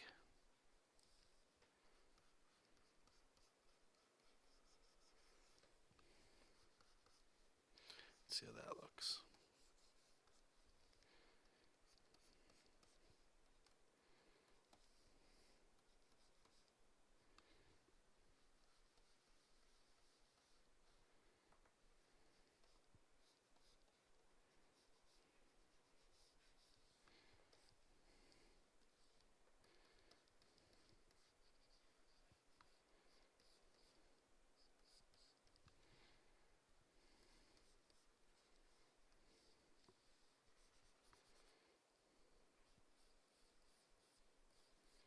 He's got some serious squat action going on here.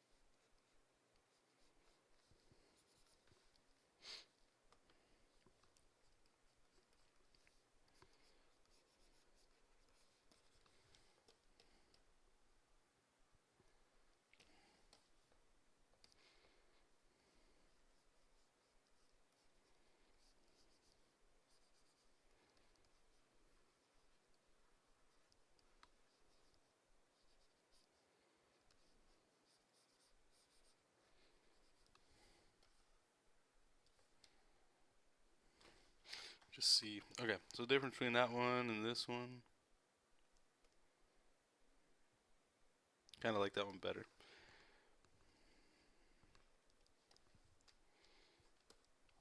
So maybe it's just the head that needed to get fixed.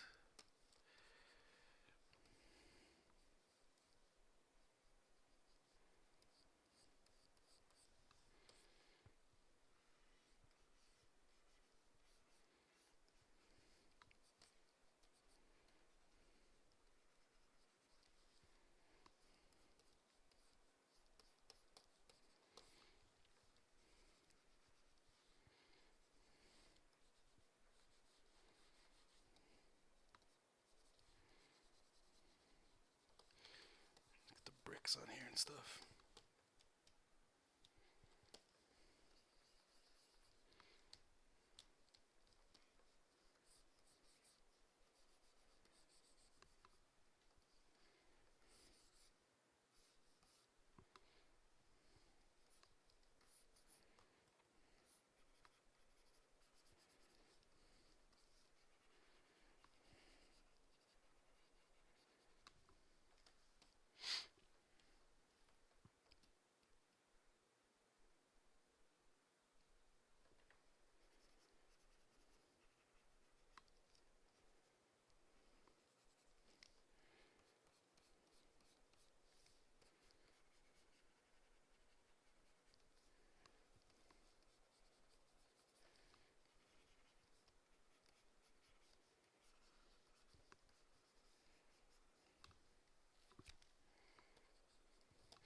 Yeah, we'll fix the face up a little bit later. But like from here, we can kind of have like bandana and do this kind of thing. Look kind of cool. The draped bandanas there. Actually, he's kind of. Let me just turn this off. It's hard to see the silhouette here. Like really give him some bigger shoulders here. You know, and we'll fix. I don't know. I'll say we'll fix the anatomy, but I usually take like because we're gonna have this here, right, and then we'll have Leo and Mike and all that stuff back there. I'll just sort of like correct each one a little bit. Just grab like a you know, our kneadable eraser and sort of finesse, I suppose, a lot of these lines, right? Because I want him to be a little bit bulky. He's like he's the big muscle guy, right? And fix a lot of like what's going on here. A lot of this confusion.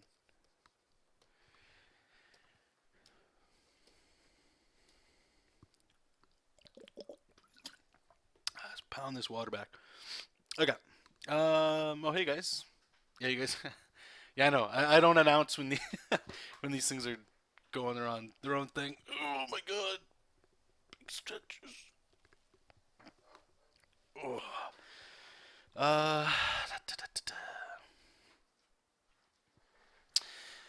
Will you upload this file to Patreon? I'd love to play with the scene. I don't really have any intention to do it.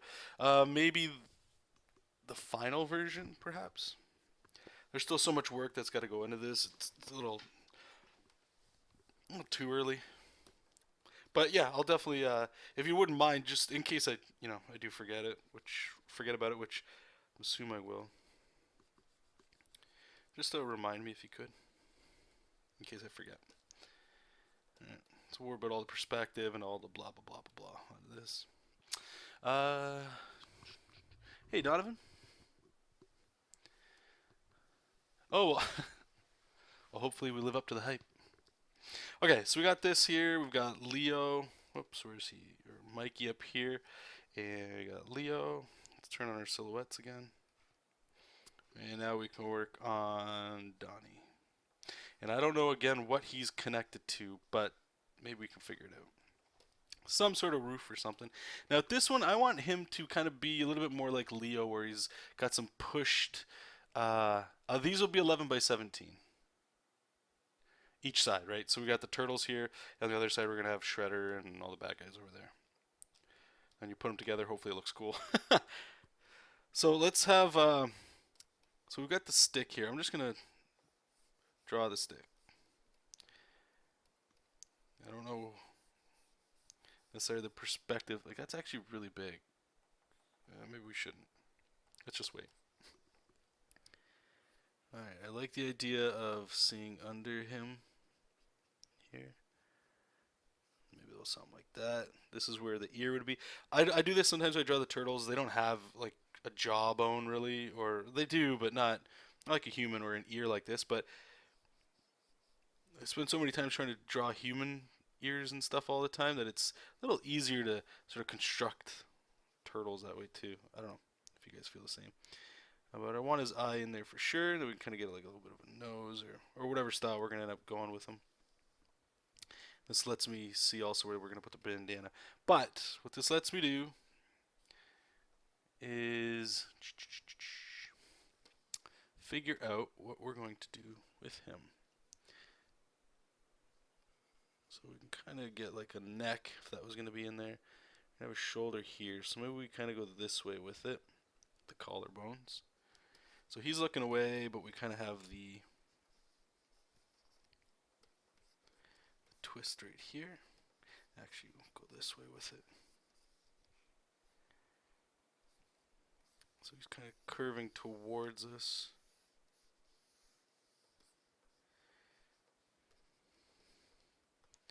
All right, Leo, get out of here.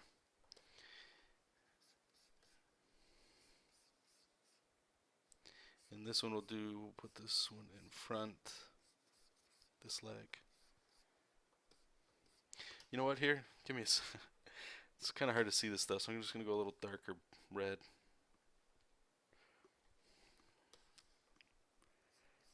And we'll bend the knee back. Actually, hold on. foot here. Let's make sure we get this right. So the foot, it's a big old meaty foot.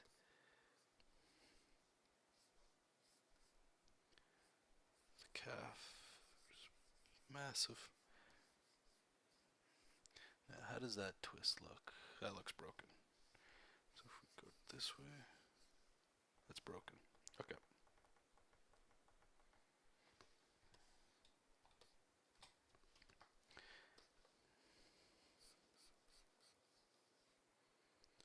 So I guess we'll have to do it with the other leg then.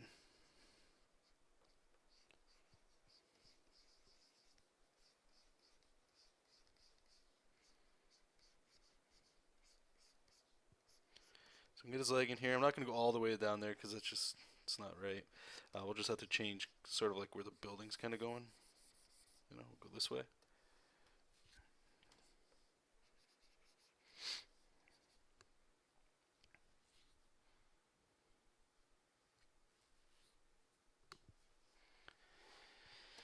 And this other leg will have it kind of going behind him. How the hell's that work? Hold on. Hold on. So he needs his other leg's got to come down here. Then we can wrap it back here. Alright. We'll get there. Alright, let's find the center line here so it's a little easier to put the anatomy on there.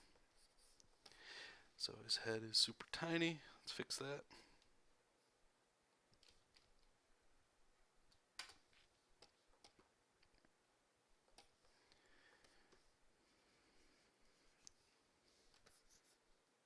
Oops.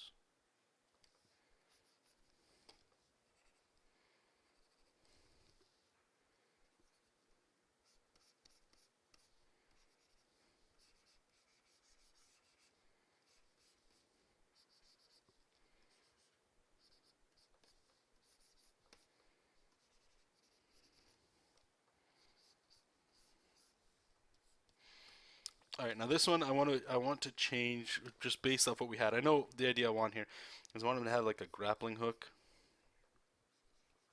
right? So I'm just gonna get where the ball of the shoulder is here. It's gonna be a little tricky because Leo's right there, right? So let's see where he's at. That way I can draw through it enough that we can still hopefully see it.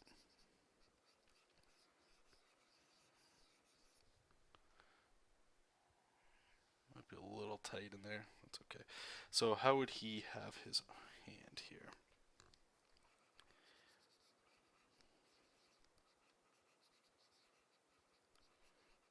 Do a classic shot there. You get a little tricep in there, little tricep, and his head. Let's tone that back a bit. Bring it back in a little bit. You know what? Maybe it's okay.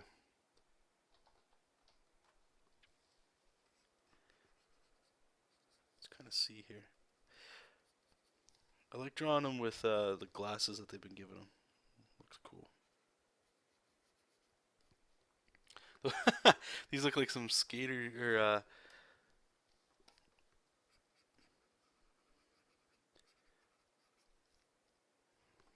some snow kind of glasses here. All right.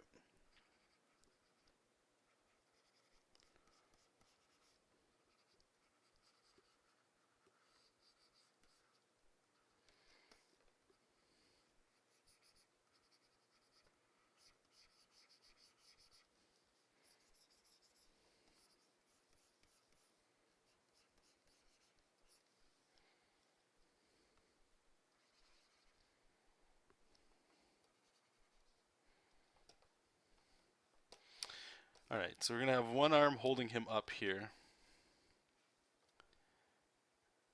which is this rope, which maybe we can use it to frame something. I don't know. You could get something fancy. That's where Raph's gonna be. So maybe we can kind of come this way with it. I don't know. We'll figure it out.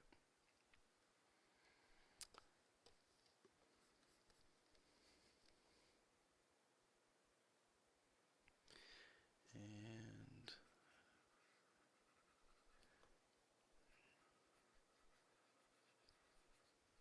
Donnie's hand here.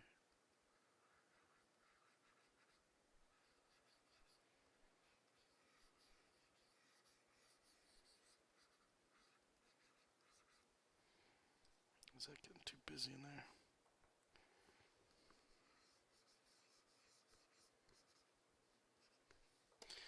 Yeah, alright, let's do that.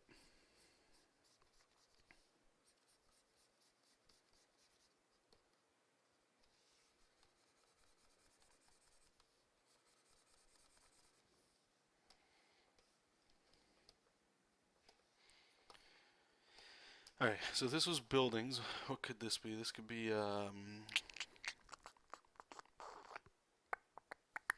actually, I don't even think it matters what it is. We put enough tech, like bolts and stuff on there, it could be anything. It'll be alright.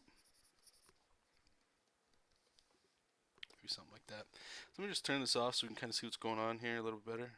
So we got Mike, we got Raph, we got Donnie. How's Donnie looking? No, we just kind of have him here. He looks alright.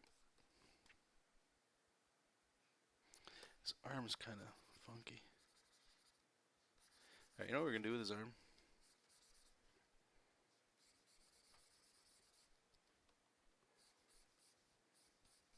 So we got the perspective going this way. So let's get his hand doing that too. I think that's what was kind of screwing it up. His hand wasn't following that perspective. You got to see like this side of the hand, you know?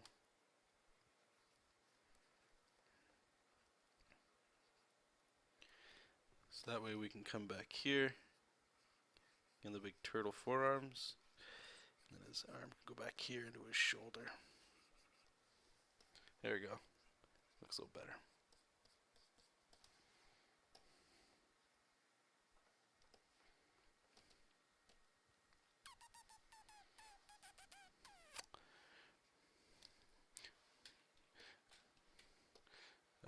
Okay, let's just, okay, so one thing that can tend to happen with these silhouettes is because they're done individually, they can kind of break away from each other. Like the scale starts getting out of whack.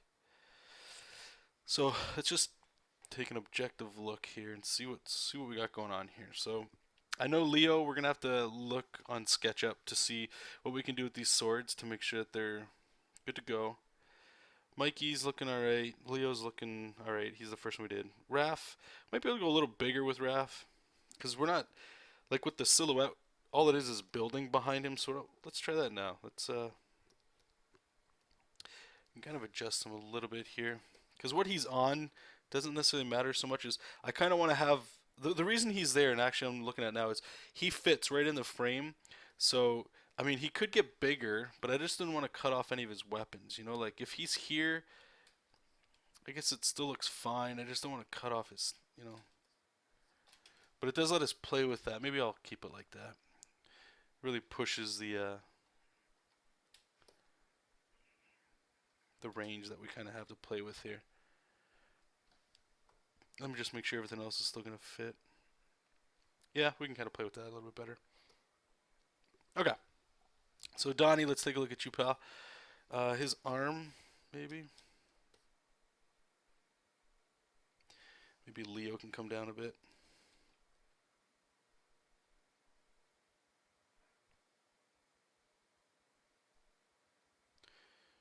Maybe we can bring Leo over here. No, I want Leo kind of. I always want him in the front. Like he's got to be the closest to what's going on. So maybe we just move Donnie back a bit. And hopefully you'll see why I'm doing this in a second here. Okay, so now we got that. Let's fix his arm. Maybe.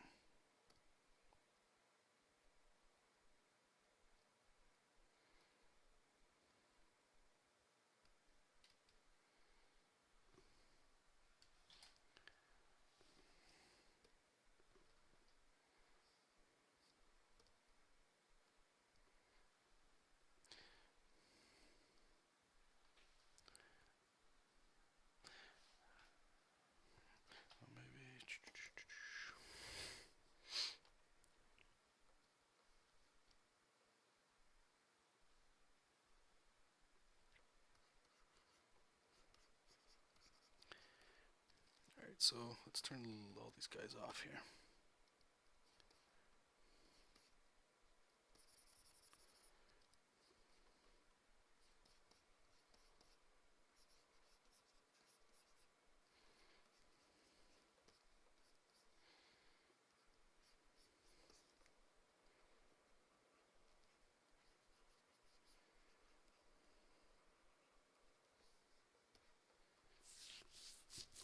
It's getting real lanky here. I guess it's okay.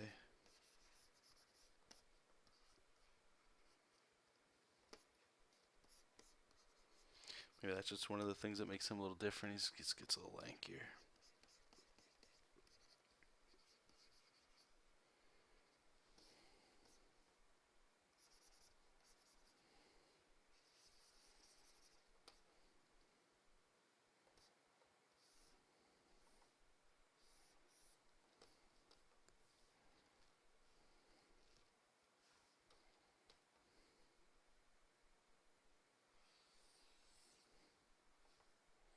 Hmm.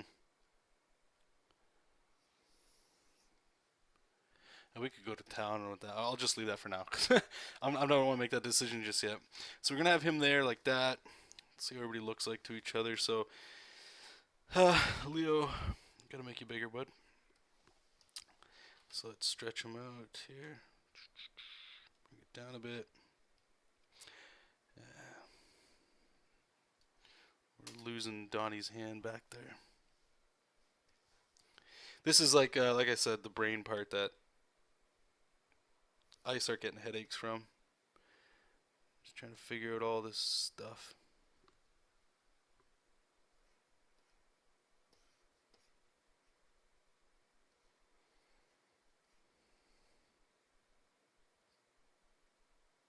See, because it's so close to his head that, you know what? This is giving us a lot of trouble. So we got a couple options here. We can start over,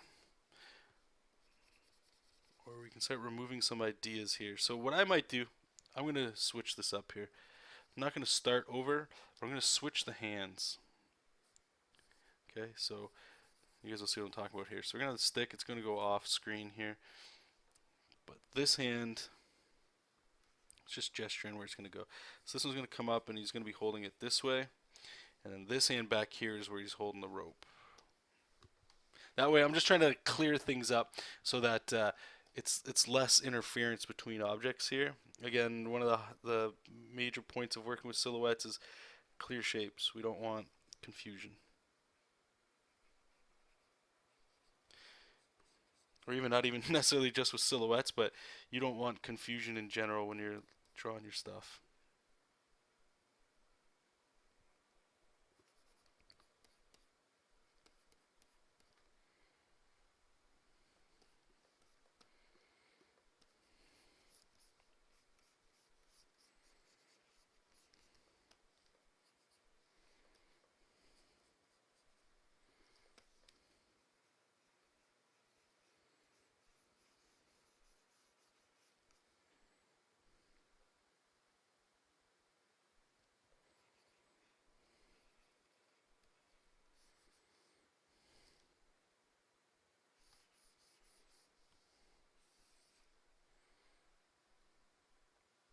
Something like that.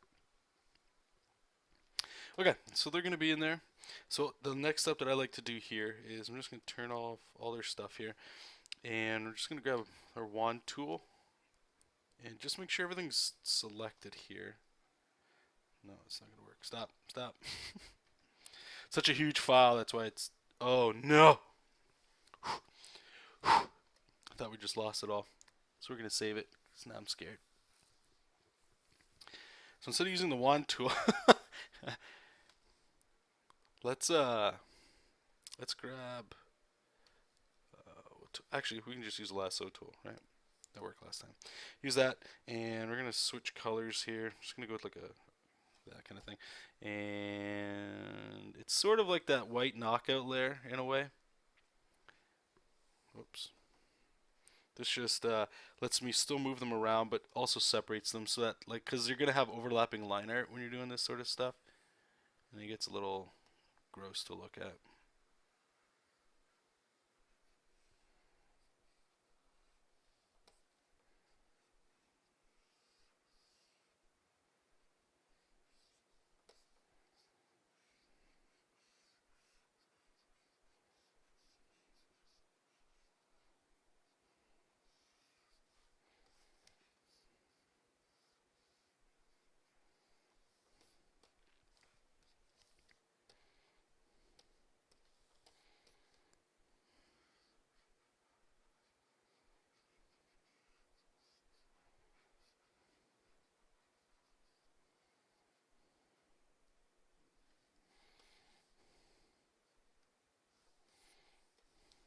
that the right one?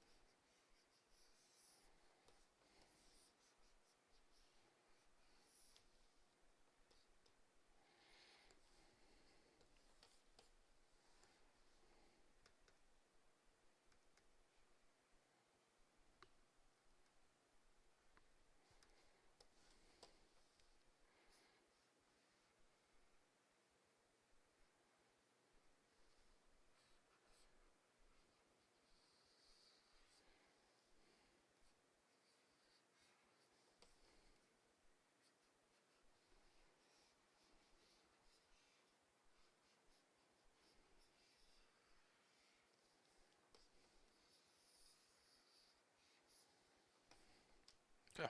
So what this does, like I said, is it just lets right here what we're gonna do. Oops, wrong one.